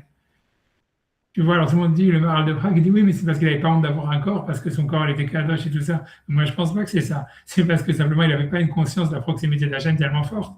Et en fait, c'est quand il mange la connaissance du bien, c'est pour ça qu'il entend, il voit Hachem qui est dans le jardin et tout ça, etc. Ça veut dire, c'est parce qu'en fait, il a une connaissance du divin beaucoup plus forte, et donc maintenant, il a honte. Mais c'est venu, en fait, grâce à la conscience de la mort, tu vois. C'est la conscience de la mort, la conscience. En même temps, ça vient avec l'histoire d'avoir un corps, c'est vrai, qui est fini, etc. Mais en fait, c'est cette conscience-là qui rapproche du divin, tu vois, ça veut dire. Et tu vois, c'était pas avant, c'est-à-dire. Pour moi aussi, je pense que même dans l'histoire de la connaissance de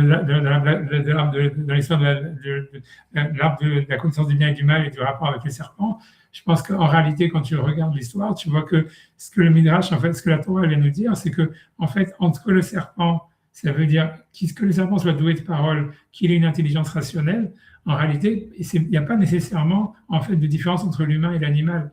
Ça veut dire, c'est pas là où elle réside la différence entre l'humain et l'animal. La différence entre l'humain et l'animal, elle réside en fait dans l'instinct de survie. C'est-à-dire qu'en fait, l'animal, il a un instinct de survie, mais il n'a pas son instinct de survie, il ne le pousse pas à vouloir dépasser la mort. Il le pousse juste à survivre. Tu vois, s'il est attaqué par un prédateur ou un truc comme ça, et à se reproduire et tout ça. Mais alors qu'en fait, tu vois, ce qui se passe avec Adam et tout ça, avec Adam et surtout avec Abraham et tout ça, c'est que à la base, oui, il y a un instinct de survie, je veux des enfants, mais en fait, cet instinct de survie, en fait, à l'intérieur, il y a une volonté de dépasser la mort. Cet instinct de survie, il est beaucoup plus fort, tu vois.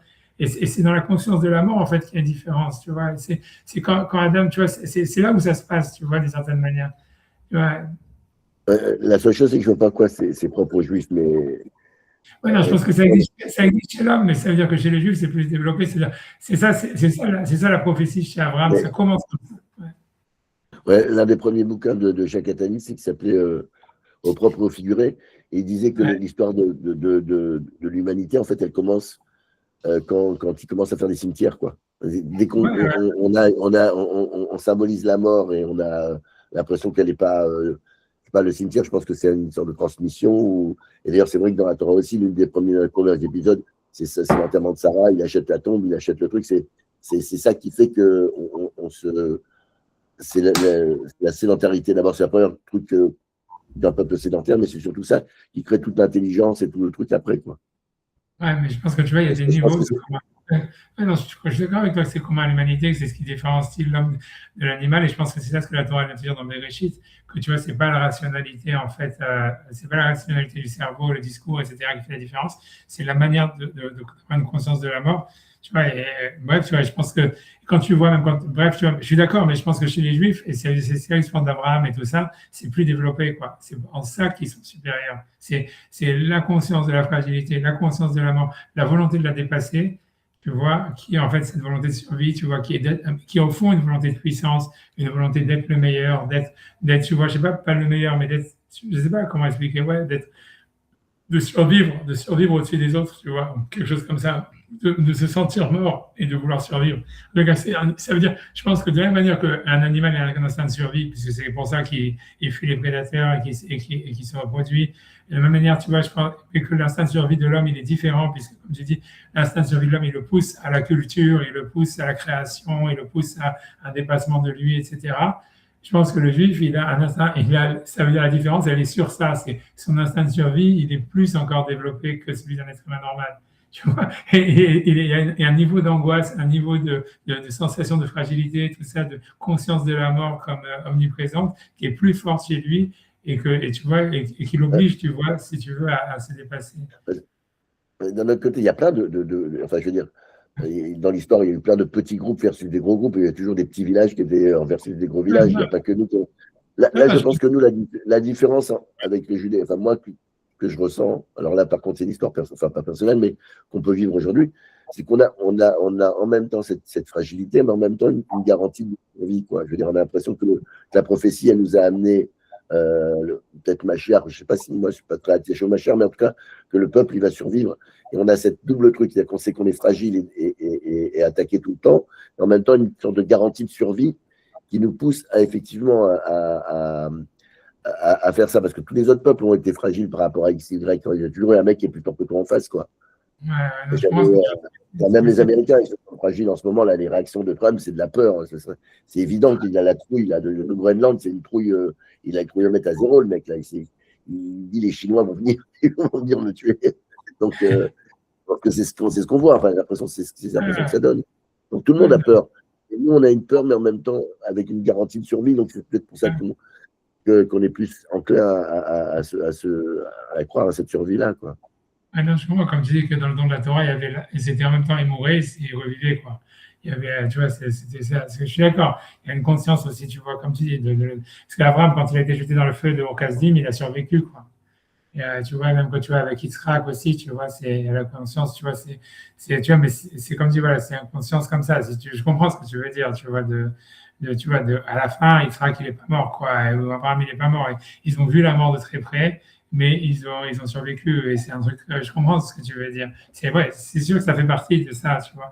Mais à la base, il y a quand même, tu vois, une volonté de survie, une volonté d'angoisse, tu vois, de dépasser la mort, quelque chose comme ça. Comme tu dis, avec une confiance que finalement aussi, tu vois, mais comme tu dis, tu as raison, avec une confiance comme quoi à la fin, ça vient se terminer, quoi, un truc comme ça, tu vois. Confiance absolue là-dedans. Mais ouais. Mais je pense, tu vois, ouais, mais tu vois, pour moi, même ce que je veux dire, c'est que tu retrouves ça veut dire. Moi, je pense que tu vois, quand tu as l'histoire tu vois, encore une fois, quand il y avait les malédictions qui sont données au serpent, tu vois qu'en fait, le serpent, sa malédiction, c'est qu'il va manger de la poussière. Et la Gemara, elle explique que tu vois, en fait, le fait qu'il mange de la poussière, ça veut dire que lui, il n'a pas besoin de travailler pour avoir sa parnassa, quoi. Parce que là où est-ce qu'il va, il a à manger. Alors qu'Adam, tu vois, ça, et on lui dit non, tu vas devoir travailler pour avoir ta parnassa, etc.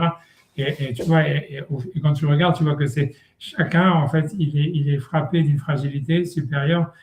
Tu vois, ça veut dire, on a l'impression, tu vois, que Ève aussi, toute sa malédiction, elle, c'est de se sentir fragile. Tu vois, c'est pour ça elle dit, elle va être toujours elle a besoin de la protection de son mari, etc.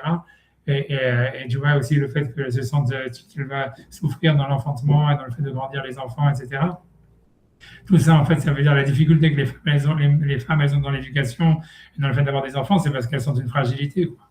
Et au fond, tu vois, ça veut dire, voilà, et je pense que même, voilà, c'est tout, tu vois, je pense qu'au fond, tu vois, ce que la mère juive, elle donne, tu vois, aux enfants juifs, en fait, c'est cette conscience d'une grande fragilité, et en même temps, tu vois, des nécessités tu vois, ça veut dire de dépasser, en fait, cette fragilité ou d'agir, comme tu dis, en fonction de ça, tu vois.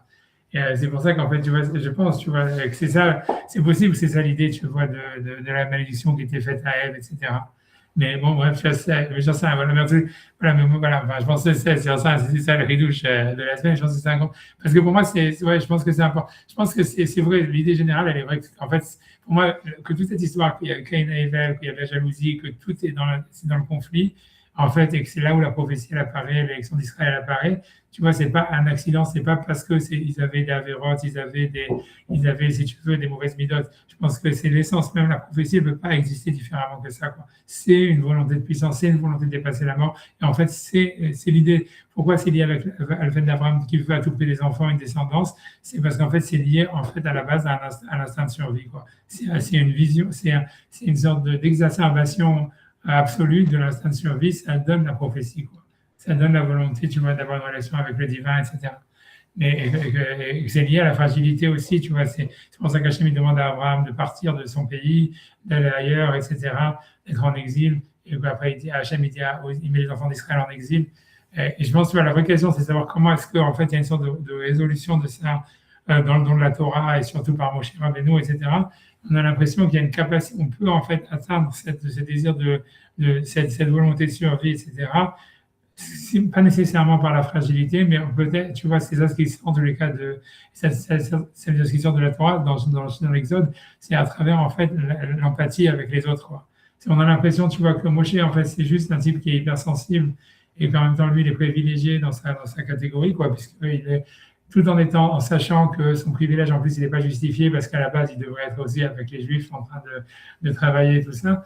Mais le fait que, tu vois, en fait, il veut travailler avec eux, tu vois, il essaye de les sauver et tout ça, et qu'il souffre avec eux, ça crée, en fait, tu vois, on voit que ça amène la prophétie, mais qu'à mon avis, tu vois, dans cette prophétie, c'est aussi lié à un instinct de survie. C'est comme si, en fait, c'est pas lui qui veut survivre, il veut faire survivre son peuple, il veut faire survivre les autres, quoi. Et ça veut dire qu'il y a une capacité, on peut en fait sentir cet instinct de survie, tu vois, c'est pour quelqu'un d'autre, quoi. Et ça aussi, ça amène l'instinct prophétique, quoi. Et c'est pour ça que tu vois, c'est pas nécessairement, ça veut dire, si tu veux, le déplacement qui se passe entre la Genèse et l'Exode, c'est que dans la Genèse, c'est un instinct de survie uniquement orienté sur soi, et a priori, ça a l'air d'être une étape nécessaire, mais en fait, la deuxième étape qui est dans le don de la Torah et tout ça, avec la création du peuple d'Israël et tout, c'est que, en fait, tu peux avoir cet instinct de survie même pour quelqu'un d'autre. Tu vois que Moshe, en fait, il veut que le peuple d'Israël survive, quoi. Et ça devient, en fait, ça, ce qui devient la source de sa prophétie. Tu vois, plus que, tu vois, c'est ça, voilà, bref, tu vois, mais à la base, ça reste, on voit que c'est lié à la survie, quoi. C'est sauver le peuple d'Égypte. Tu vois, lui donner une subsistance dans le désert, lui donner une continuation pendant l'Israël, ça veut dire à la fin de la fin, cette prophétie de Moshe qui reçoit la Torah, qui parle Hachem face à face, c'est pas juste ah ouais comme ça, tu vois, ça veut dire je sais pas, je médite et j'arrive à ça. C'est non, je veux sauver une nation, je veux sauver, il se sent responsable pour le peuple d'Israël et tout ça. Et c'est à travers ça, et cette responsabilité, à la base, c'est une survivance. C'est comment créer une nation qui va d'abord les libérer de l'esclavage et ensuite leur donner, tu vois, une possibilité d'avoir leur propre système qui fonctionne. Et c'est à travers ça, en fait, qu'ils reçoivent toutes les révélations. Mais à la base, cette volonté de dire comment sauver une nation de l'esclavage et comment lui donner un système qui fonctionne, c'est l'instinct de survie, tu vois. Ouais, tu vois ce que je veux dire, tu vois ce que je veux dire. C'est pour ça que moi, en fait, ce qui m'a fait penser à ça beaucoup, tu vois, c'est mon cher Benoît, ça, c'est Trump, tu vois. Parce que comme dire, enfin, Trump, il a exactement la même chose pour les États-Unis. Et pardon, il peut être complètement cinglé et tout ça, etc. Mais au fond, comment dire, il a, je sais pas comment expliquer, il a le même, tu vois, comme lui, il pense que les États-Unis, ils vont disparaître, envahis par les Chinois et tout ça. Et en fait, c'est la même chose. Ça veut dire, parce que lui, il va mourir, ça veut dire, lui, il a 90, je sais pas quel âge il a, tu vois ce que 80 bientôt. Non, mais, ouais, enfin, il y a quand même, Moshe, il avait deux choses. Il avait Anav Mikol Adam, ce qui n'a pas l'air d'être le cas de Trump quand même. Et deuxièmement, moi, Moshe, de toute façon, j'ai un problème avec Moshe. J'ai l'impression que c'est pas un homme. Enfin, en tout cas, dans la partie, effectivement, à partir dans l'Exode, il est à moitié ange, à moitié homme, quoi. Je veux dire, il a un rapport qui est pas un rapport humain, Dieu, quoi. C'est autre chose.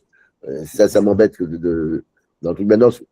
Et puis en plus, lui, effectivement, par contre, dans le truc, quand il dit efface-moi de ton livre, voilà, il n'est là que pour le peuple. Il s'efface complètement.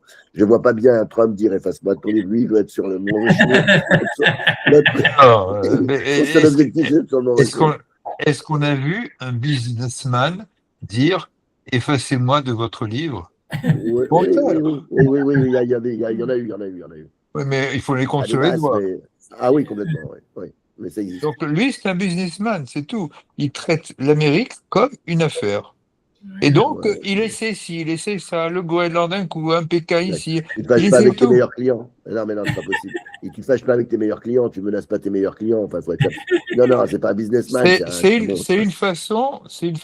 Ah non. Enfin, moi, j'ai fait un peu de commerce. J'ai fait un peu de commerce dans ma vie, je te promets que c'est pas la bonne méthode. Je te jure que c'est pas bon. C'est pas, même si tu es tout court, tu vois, je suis pas un entrepreneur, je suis pas un chef, mais j'ai fait du commerce. Enfin, les relations avec les clients, je connais, c'est pas la bonne méthode. Après, c'est un businessman, c'est peut-être autre chose, effectivement. Non, mais pour rajouter sur Trump, il ne faut pas oublier qu'il a quand même échappé par miracle à une tentative d'assassinat. Je pense que effectivement, là, et depuis, bon, on va dire qu'il est parti en vrille, il prend des décisions complètement qui paraissent irrationnelles, mais qui sont de l'ordre, effectivement, qu'on peut rapprocher de la prophétie. Effectivement, il rentre dans une dimension que personne ne comprend, quoi. Il sort complètement du cadre de la rationalité politique et de tous les pronostics, quoi. Donc ça, c'est vrai qu'à ce niveau-là. À côté de Moshe Rabbeinu, je sais, moi je suis d'accord, mais ça veut dire, mais bon, c'est sûr que je ne vais pas dire que c'est Moshe Rabbeinu, et c'est sûr que tous.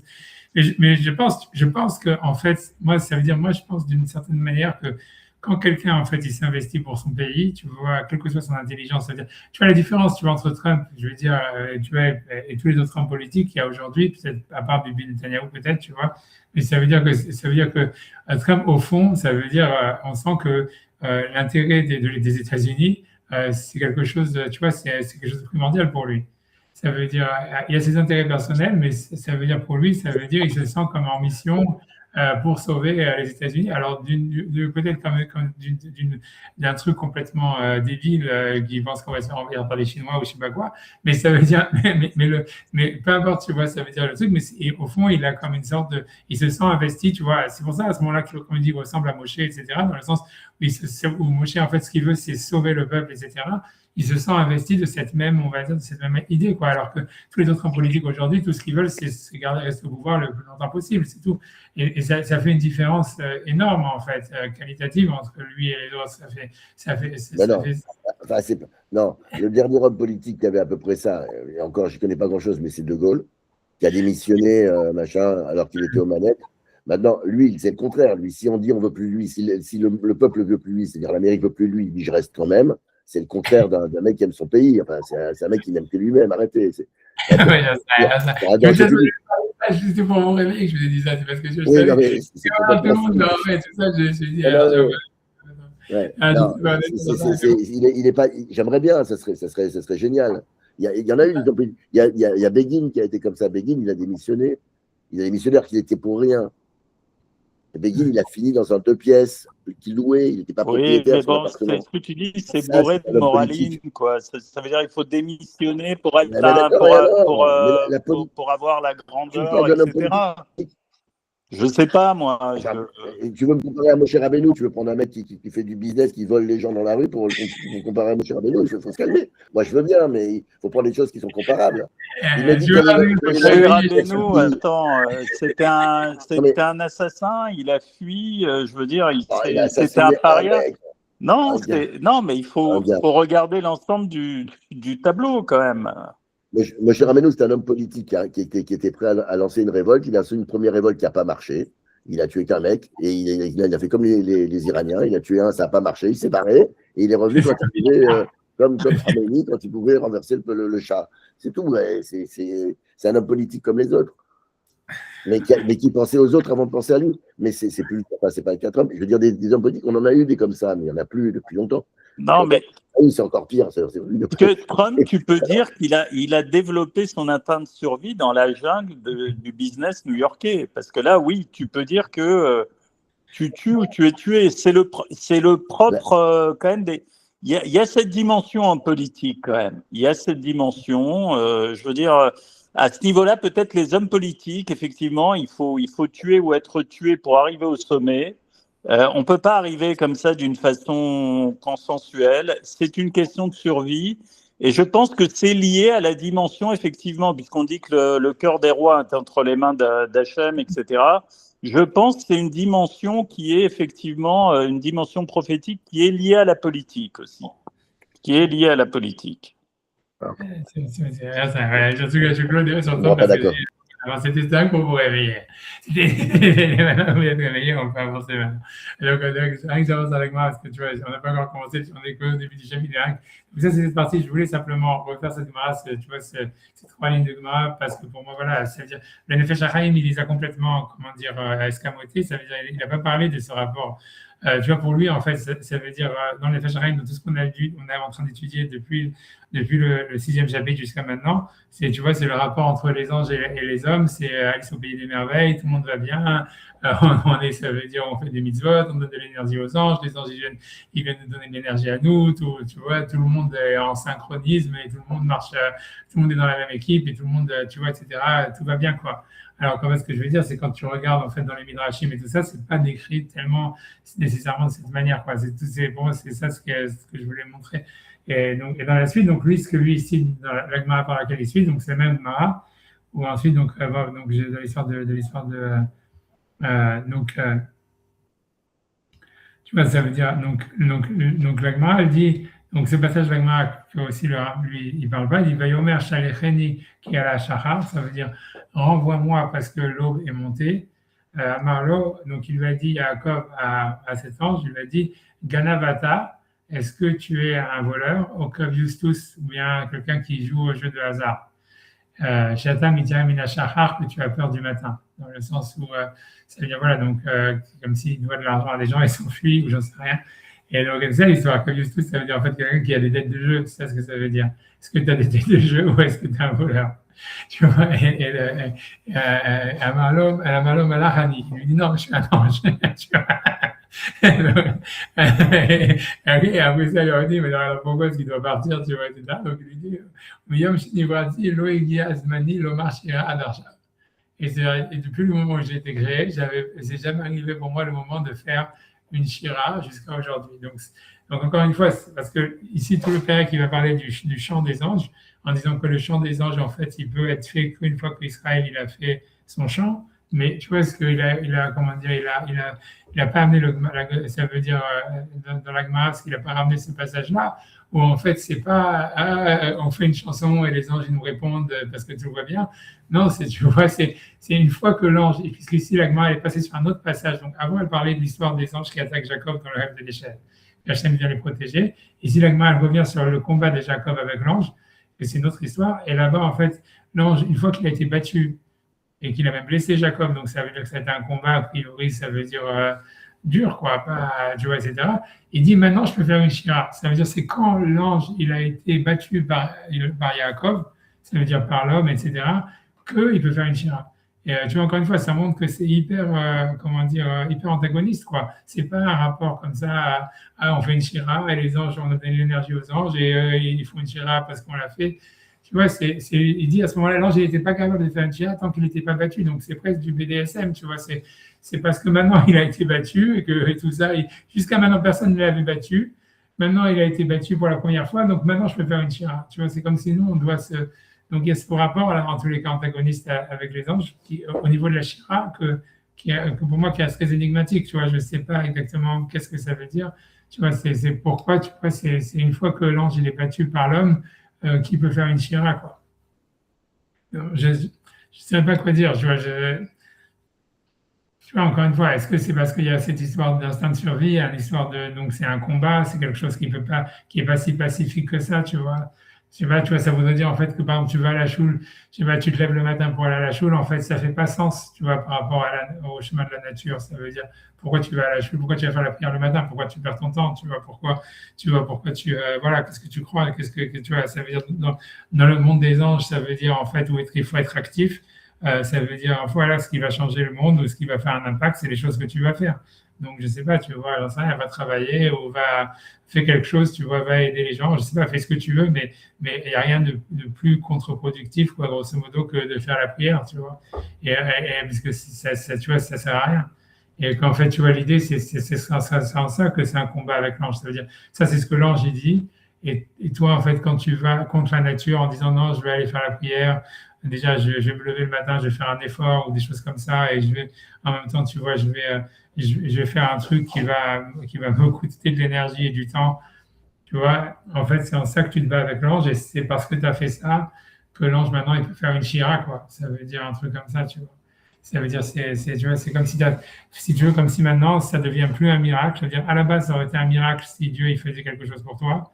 Mais maintenant, qu'en fait, si tu veux, toi, tu as été contre l'ange, ça veut dire contre la raison, en faisant une sorte de sacrifice à Hachem. Ça veut dire en allant contre la raison, ça veut dire là, tu n'as pas brûlé un animal, mais tu as brûlé du temps, tu as brûlé de l'énergie, tu as brûlé quelque chose, quoi. Et tu as sacrifié quelque chose, quoi, pour Hachem. Et en fait, grosso modo, c'est dans ce sacrifice-là ce sacrifice, en fait, son rôle, ça serait en fait de battre l'ange. Parce que l'ange, en fait, c'est la force de la rationalité qui dirait, voilà, si tu es un animal, mange-le ou utilise-le pour travailler, quoi. Mais pourquoi tu le brûles? Tu vois, et l'idée, ça serait de dire, en brûlant l'animal, en fait, on bat l'ange, et parce qu'on va contre la raison, et ensuite, tu vois, l'ange, il est obligé comme on l'a fait pour Hachem, tu vois, l'ange, il est obligé de s'avouer vaincu, et donc de faire un chant à Hachem, et dans ce sens-là, où comme si maintenant, Hachem, il va se dévoiler plus dans le monde, et on aura besoin de moins de travailler, ou un truc comme ça. Tu vois. Mais les anges, ils sont quand même en prière permanente. Ouais, mais quand on fait la Kedusha, justement, on se met dans la peau d'un ange. Alors, je veux dire, c'est ce qu'il est en train d'expliquer ici, c'est-à-dire que tu vois, la Gemara qu'on est en train de faire, c'est parce qu'ici, dans le Perek Yud, etc., et tu vois, il revient sur une idée qu'en fait, on avait déjà cité cette Gemara dans le chapitre 6, tu vois, mais ça veut dire, on l'avait mal faite, je ne sais plus, honnêtement, je sais pas, moi-même, en tous les cas. C'est une Gemara, toutes ces Gemara-là, je ne les comprends pas. C'est pour ça que je le refais constamment, parce que je ne les comprends pas, elles sont énigmatiques. Mais en fait, ici, tu vois, il est en train de parler sur l'histoire, de dire que les anges, ils peuvent faire la Kedusha qu'une fois que l'homme, il a fait la Kedusha. Ça veut dire que les anges, parce que lui, il veut prouver, il continue sur son dada de dire, en fait, c'est nous, par nos actions, qu'on donne de l'énergie aux anges. Donc, en fait, nous, on fait la Kedusha et on crée l'énergie, on donne l'énergie aux anges de faire la Kedusha, puisque tout dépend de l'action de l'homme. Et c'est l'homme, en fait, qui a la dynamique tu vois, de la spiritualité, du dévoilement de la spiritualité dans le monde. Tu vois. Ça, c'est ce qu'il va dire, ce qu'il est en train de dire ici dans le chapitre 10, ce qu'il commence à dire. Et moi, j'ai simplement voulu dire, donc, il cite cette Gemara, mais simplement, tu vois, ce que je veux dire, c'est que dans la Gemara, il n'a pas cité le côté comme quoi son rapport aux anges, il est conflictuel, ça veut dire dans un premier temps, en tous les cas, et que c'est pas juste comme lui il décrit, ah voilà, on fait la mitzvah, tout d'un coup les anges, ils répondent, et bon, ils ont l'énergie pour faire la mitzvah, ils vont chanter à Hachem, etc. On voit que dans l'état, puisqu'on voit ici, qu'on nous décrit que l'ange, il est incapable de faire un chant devant Hachem, tant qu'il n'a pas été battu avec Jacob. Et cette bataille, tu vois, elle a aussi, si tu veux, Jacob, il a perdu dans l'histoire. Le fait qu'il devienne boiteux à cause de ça, c'est pas, à mon avis, c'est pas encore, c'est pas une histoire en vain, tu vois. C'est pas un accident. Pour moi, à mon avis, ce que ça veut dire, c'est que tu dois perdre quelque chose pour battre l'ange, tu vois. Et ça veut dire, à mon avis, ce que je veux dire dans un état, par exemple, dans le rôle du sacrifice, dans le cas du sacrifice, c'est tu dois brûler un animal ou tu dois brûler de l'encens ou j'en sais rien, ou de la viande, je sais pas, ou de la farine. Je pense que dans la prière, c'est tu brûles ton temps, tu brûles ton énergie, tu brûles, tu vois, si tu vas à la synagogue, tu vois, tu brûles, tu fais quelque chose qui est dans le sens de la nature, en fait, dans le sens de la raison. En fait, c'est un sacrifice, quoi. Tu vois, c'est comme si tu brûles de l'argent, en fait. Tu vois, c'est comme si parce que tu vois, c'est le temps, c'est de l'argent. C'est de l'énergie en tous les cas, c'est sûr. Tu vois, ça veut dire, tu vois, il y a rien de productif là-dedans. Et je pense que c'est ça l'histoire de devenir boiteux, tu vois. Mais c'est comme ça que tu balances, tu vois. Ça veut dire, c'est l'ange, il se retrouve battu parce que, en fait, lui, normalement, il intervient à travers les forces de la nature, il symbolise des énergies, donc il symbolise le monde de la rationalité, comme ça veut dire, ou comme un système clos, où en fait les énergies, elles font que s'échanger, ça veut dire, et la somme de toutes les énergies arrive à zéro, et donc il faut juste, utiliser les énergies qu'il y a dans le monde de manière productive. C'est ça, en fait, la rationalité de l'ange, etc., les forces des anges, etc., c'est le monde de la raison, quoi, grosso modo, et du monde fini. Et qu'en fait, toi, quand tu vas faire une action, ça veut dire qui est contre-productive, tu vois, par exemple d'aller à la synagogue ou de mettre les tefilines, ou j'en sais rien, ça veut dire c'est-à-dire de passer 20 minutes à dire la prière ou une heure sans raison. Ça veut dire, c'est en faisant ça, en fait, ça veut dire en sortant, si tu veux, de la rationalité du monde, en fait, tu as battu l'ange. Et à ce moment-là, l'ange, il peut faire la shira, ça veut dire il peut, si tu veux, chanter à Hachem, et donc il peut permettre à Hachem d'intervenir d'une manière, on va dire, moins rationnelle dans le monde, quoi, et de faire des miracles, quoi, grosso modo, à un certain niveau, quoi. Et comme on avait vu avant, que l'ange, il vient attaquer Jacob, et Hachem, il descend sur la terre pour protéger Jacob. Et ici, on verrait un autre mécanisme, mais qui revient au même, où l'ange, il vient, ça veut dire, l'ange, il vient se battre contre Jacob, Jacob, il le bat, et c'est que à ce niveau-là, à travers un sacrifice, a priori, et puisqu'il devient boiteux, et c'est que à ce moment-là que l'ange, il peut faire un chant à Hachem. Donc, quand on fait la Kedusha, on permet aux anges de venir faire leur prière, en fait. C'est l'initiative est chez nous. Chez nous, oui, ça, c'est ce que le Nefesh va dire. Ça, ouais, mais c'est ça, ça, c'est très fort. Ouais. Oui, non, c'est clair, c'est ça. Tant que nous, on ne le fait pas, ça veut dire les anges peuvent pas le faire. C'est ça l'idée, tu vois. Ça veut dire, ça va être la suite. Mais ce que je voulais dire, c'est que ça, c'est la Gemara, elle va le dire, et le Nefesh va citer. Mais ce que je voulais citer, c'est ce qui est marqué en amont de la Gemara, que le Nefesh il n'a pas cité, quoi, qui est plus énigmatique, tu vois. Puisque tu vois, c'est beaucoup plus. C'est pas juste on va faire la Kedusha, etc. On sacrifie quelque chose, on se bat contre l'ange. L'ange, il vient nous attaquer, tu vois. Et c'est parce qu'on l'a battu qu'il peut faire une shira, tu vois. Donc maintenant, la question de savoir c'est quoi ce combat, tu vois, dans ça, tu vois, c'est vrai, j'en sais rien, c'est aller dans une choule que t'aimes pas, tu vois, j'en sais rien, tu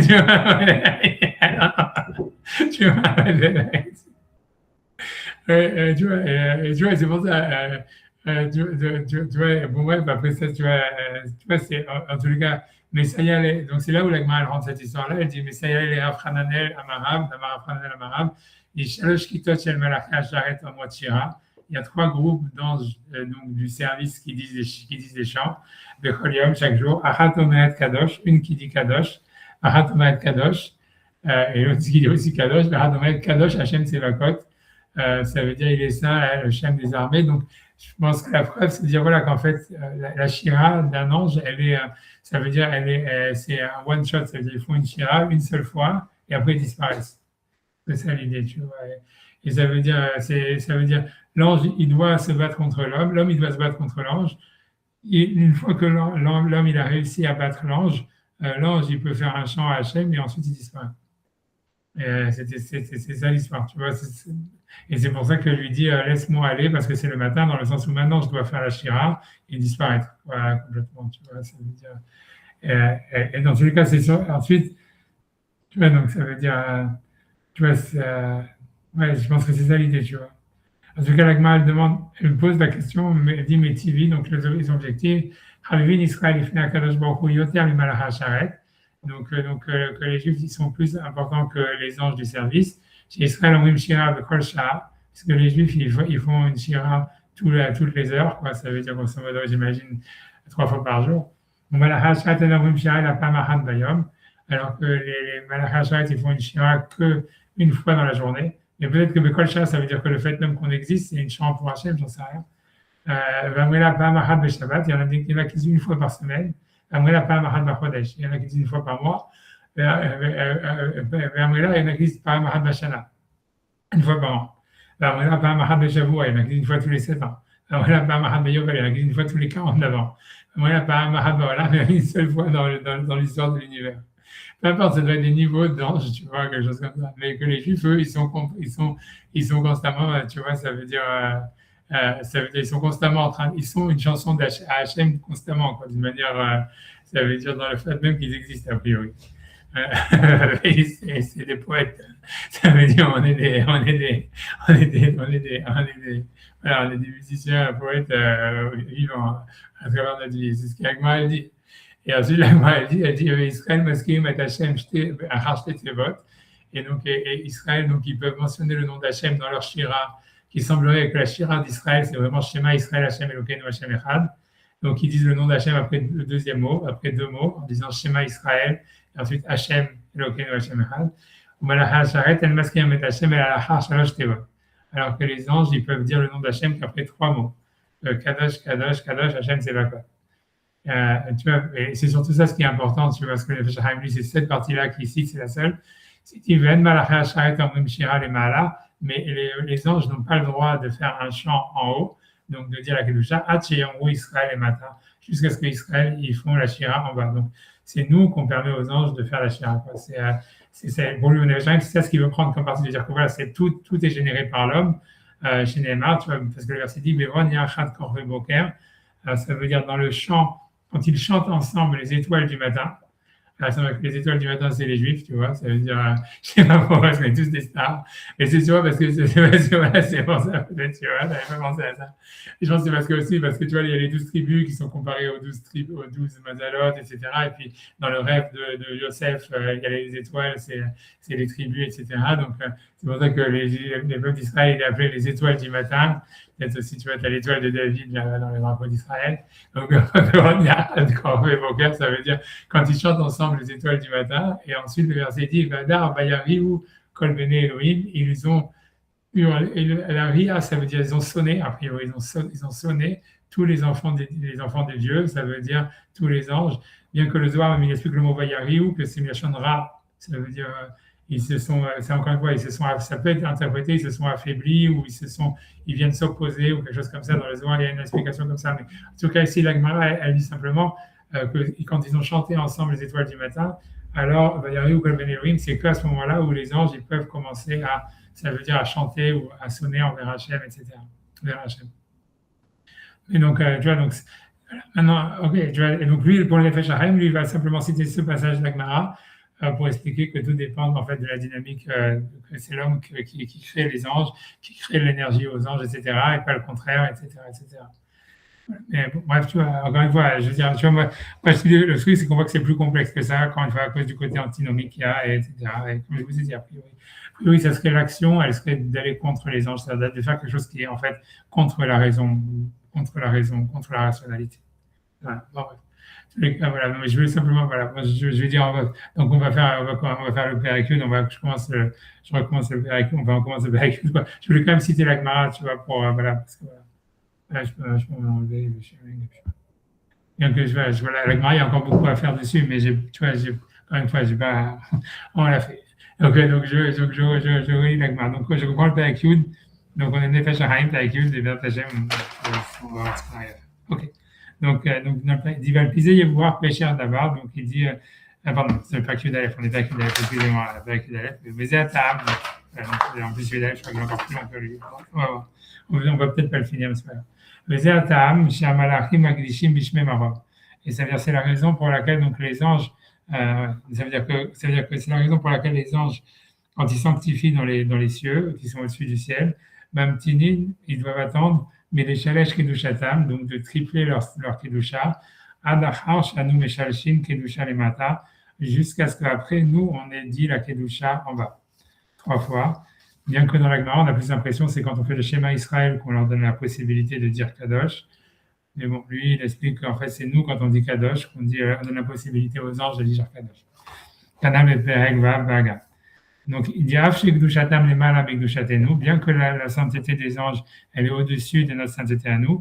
Donc, Loshem Holkim Kavod l'Israël. Donc, c'est pas parce qu'il donne des honneurs à Israël en disant, comme messieurs les Anglais tirent les premiers, ça veut dire, c'est à vous l'honneur, ou un truc comme ça.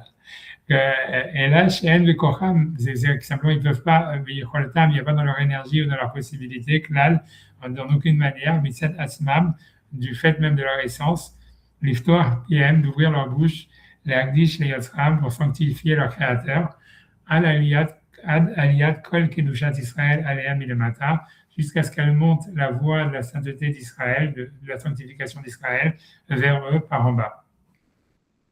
Kinyan Amirat Kedusha, puisque le fait de dire donc la Kedusha, ou Ala Taolamot Vetkashkutam, donc c'est faire monter les mondes et les relier les uns aux autres, Kol Olam Ba'olam Sheme Alav, comme chaque monde par rapport au monde qui est au-dessus de lui, Osif Kedushatam Vetzirsu Achoram, pour ajouter de la sainteté et comme de l'éclat à leur lumière. Vaïn Bechalot, Bikoudé, Bechalat Tanyana, Reshmem Zaïn, Sof Amoudbet, Binyan Kedushatam Malachim, Abba Mikoach Amirat Kedushatenu. Et donc il dit, regarde, donc il cite le livre qui s'appelle Echalot, donc c'est un livre, encore une fois, des Katilka, je crois. C'est le cas qui explique que la sainteté des anges, elle vient du fait que nous, on dit la Kedusha. C'est nous qui créons les anges, en fait, en réalité, en faisant la Kedusha. Donc, c'est ce qu'ils disent donc, donc ici, donc en araméen, c'est Veilen Beyamina, Amre Shirata. Donc, ça veut dire ceux qui sont à droite, ils disent un chant. Vesalke Reuta Leela.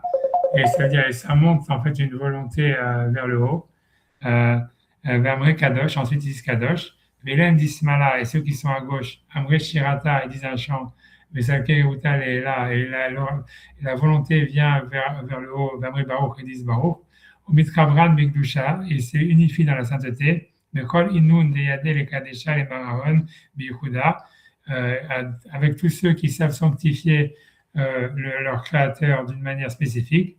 Et tous ils sont inclus les uns dans les autres dans une seule unité.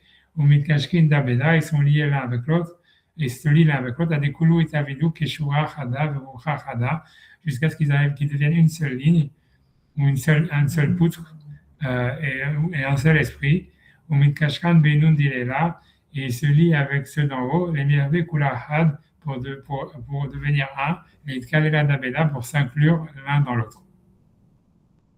Ouais, ça veut dire, ça veut dire, je sais pas, je peux expliquer ça, je vais peut-être expliquer ça et après je vais pas tellement trop avancer dans le texte, mais ça veut dire, parce que ce que ce texte-là dit, c'est un peu différent de ce que lui voulait. Ce que ça veut dire, pour expliquer, je sais pas, je vais essayer d'expliquer ce que ça veut dire.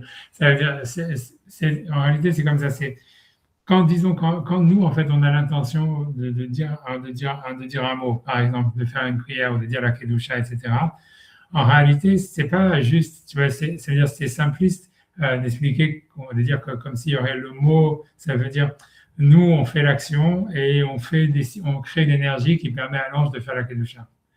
En fait, tu vois, c'est ce qu'il a voulu expliquer jusqu'à maintenant. Mais ici, dans ce texte, il dit c'est plus complexe que ça. En fait, l'idée, c'est que, si tu veux, puisque le fait même qu'on dise le mot, qu'on pense dire le mot, en fait, il nécessite une intervention des anges. Et donc, en fait, ça veut dire les anges, ils sont aussi. Donc, ça veut dire l'action de l'homme et l'action de l'ange, ils sont en fait très interloqués l'un dans l'autre. C'est ça l'histoire. Et donc, et voilà. Donc, ça, c'est ce qu'il va expliquer ici. Et c'est pour ça qu'en réalité, si tu veux, quand on dit par exemple dans la prière, que si tu veux, il y a 4 mondes. Je pense qu'on l'avait déjà cité. Il y a le monde de l'action, le monde de la transformation, si on veut, le monde de la création et le monde du rayonnement. Tu vois, les 4 Hatzilut, Bria, Yetzira, etc. Et qu'on dit voilà que dans la première partie de la Tfila, je pense que ça, il va l'expliquer un peu plus tard, mais ça veut dire que dans la partie des Korbanot, on est lié avec le monde de l'action. Ça veut dire dans les Psuké des Imra, on est dans le monde de la transformation. Dans le monde, dans les brachot du schéma et du schéma, on est dans le monde de la création. Et dans la Amida, on est dans le monde du rayonnement. Tu vois ce que ça veut dire? Ça veut dire dans l'histoire, ça veut dire que, en fait, ce que ça veut dire, c'est que quand l'idée générale, ça veut dire que quand l'homme, c'est l'idée dans la Rizal, c'est de dire que l'homme, il doit s'inclure dans ces mondes quand il fait la prière. Ça veut dire à ce niveau-là, ça veut dire en fait que, grosso modo, pour expliquer, j'espère, c'est des trucs très compliqués à expliquer. Et bon, de toute façon, il va en parler plus tard, peut-être plus tard, mais ça veut dire ici, par exemple, pour donner l'exemple, ici on dit par exemple que dans l'Amida, ou quand on fait la Kedusha de l'Amida, on est dans le monde du rayonnement. Ça veut dire en fait que Hachem, en réalité, donc le monde, ça veut dire l'unité d'Hachem. Ça veut dire, on peut la ressentir. Ça veut dire, si on peut ressentir, on peut comprendre ou appréhender l'unité d'Hachem comme à travers le fait que tout l'univers, c'est un rayonnement de son existence, si on veut un truc comme ça. Et que donc, en fait, au fond, même si nous, par exemple, on décide de dire, on dit un mot, on fait la Kedusha, ou qu'on dit un mot dans la prière, ou qu'on pense quelque chose, et donc on fait une action et qu'en fait chacun le fait séparément d'une certaine manière et donc il y aurait un morcellement et pas d'unité, mais en fait on sait que toutes ces actions qui sont prises en fait par exemple tous les juifs qui font la tfila, etc., en fait elles peuvent être prises comme étant le rayonnement, l'expression du rayonnement de la volonté d'Hachem. Et grosso modo, ça veut dire, au fond, puisque si c'était pas la volonté d'Hachem qu'on dise cette kedusha ou qu'on dise cette tfila, en fait on la dirait pas. Donc, en fait, si tu veux, le fait que, si tu veux, chaque juif, en tout cas, il fait une prière ou il fait la Kedusha, il est, en fait, en faisant cette action, il est l'expression du rayonnement de la volonté d'Hachem. Et la même chose avec les 4 mondes, si tu veux, ça veut dire, tu vois, ça veut dire que, l'idée, c'est, en fait, à chaque fois, tous les mondes, ils sont interloqués, mais ça veut dire, donc l'idée, c'est qu'au moment où tu fais la prière, tu dois te relier, tu dis que tu veux t'inclure dans le monde du rayonnement. Alors que tu vois, etc., chacun avec chacun des mondes. Mais ce que ça veut dire, donc, les anges, tu vois, par exemple, donc, quand on fait la Gdusha, c'est-à-dire qu'ils interviennent dans le monde, dans le monde du rayonnement, par exemple, de la Gdusha, et par exemple, dans celui par exemple, de la bénédiction du schéma, etc., que c'est le monde de la création.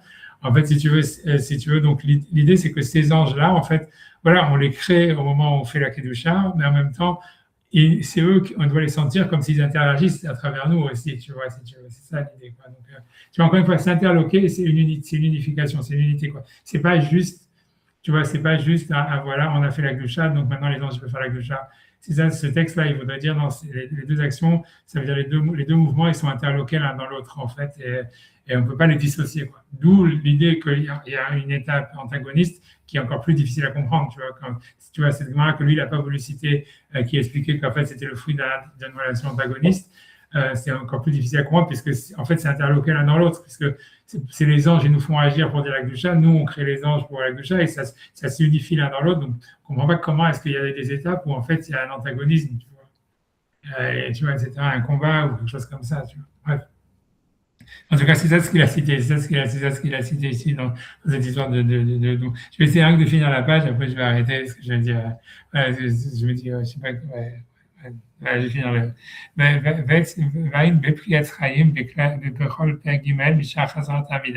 Donc il dit, regarde dans le Pri Etzraïm, donc c'est un livre de Raphaël Vital, donc dans le 3e chapitre, en ce qui concerne la Chazara de la Amida.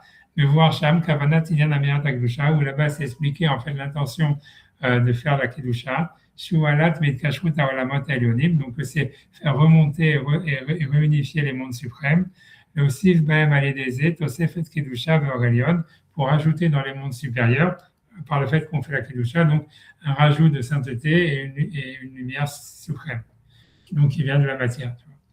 Donc là, il misait à ça Managan chez l'Israël. C'est pour ça, donc, c'est peut-être ça le minag des Juifs de monter, de sauter quand on fait la Kedusha. Et à l'Otatzman Bet Amira Kedusha, de sauter quand on fait la Kedusha, parce que ça symbolise, c'est pas que nous, on veut aller vers les mondes supérieurs, mais c'est qu'on est en train de faire monter les mondes supérieurs. Puisque les malachim, ils réagissent à nous, donc si nous, on saute, donc les anges, ils sautent. Et donc, ils montent de niveau. Alors, c'est ça tout le but de la Kedusha, c'est de faire monter les anges de niveau. Et donc l'ange, il n'a pas la force, lui, de sauter ou de créer un saut, que nous qui peuvent donc motoriser les malachim à travers notre Kedusha, etc. Voilà. Donc c'est pour ça que je dis encore la dernière ligne. Après j'arrête. C'est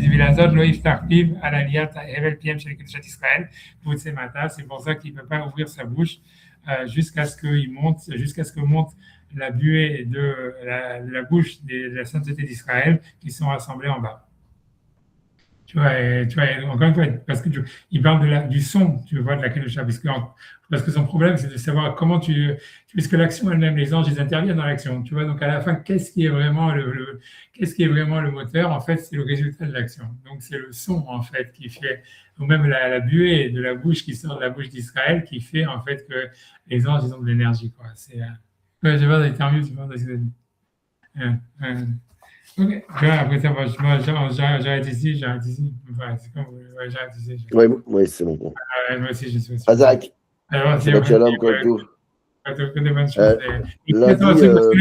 C'est parce que le truc, est-ce que le cours de lundi, on peut le repousser à mardi? C'est ça la question. Pour moi, ça serait plus facile, si c'est possible. Parce que lundi, je voyage et si je pense que ça serait compliqué de. Ok. Moi, je serai dans la voiture, je ne peux pas te répondre. Entendu. Est-ce qu'on pourrait faire le cours mardi cette semaine? Oui. Ouais, pour moi, c'est OK. Voilà, c'est OK. D'ailleurs, à quelle heure? Bon, merci beaucoup. Pareil, à 13h, 13h15, je ne sais pas. Quelle heure? Oui, on garde la même heure comme vous voulez. Alors que vous voulez, si on garde 13h, 13h30. Voilà. OK. 13h30. Okay, merci beaucoup. Merci. Shabbat Shalom. Shabbat Shalom. Merci. Merci. Merci à vous. Avec plaisir.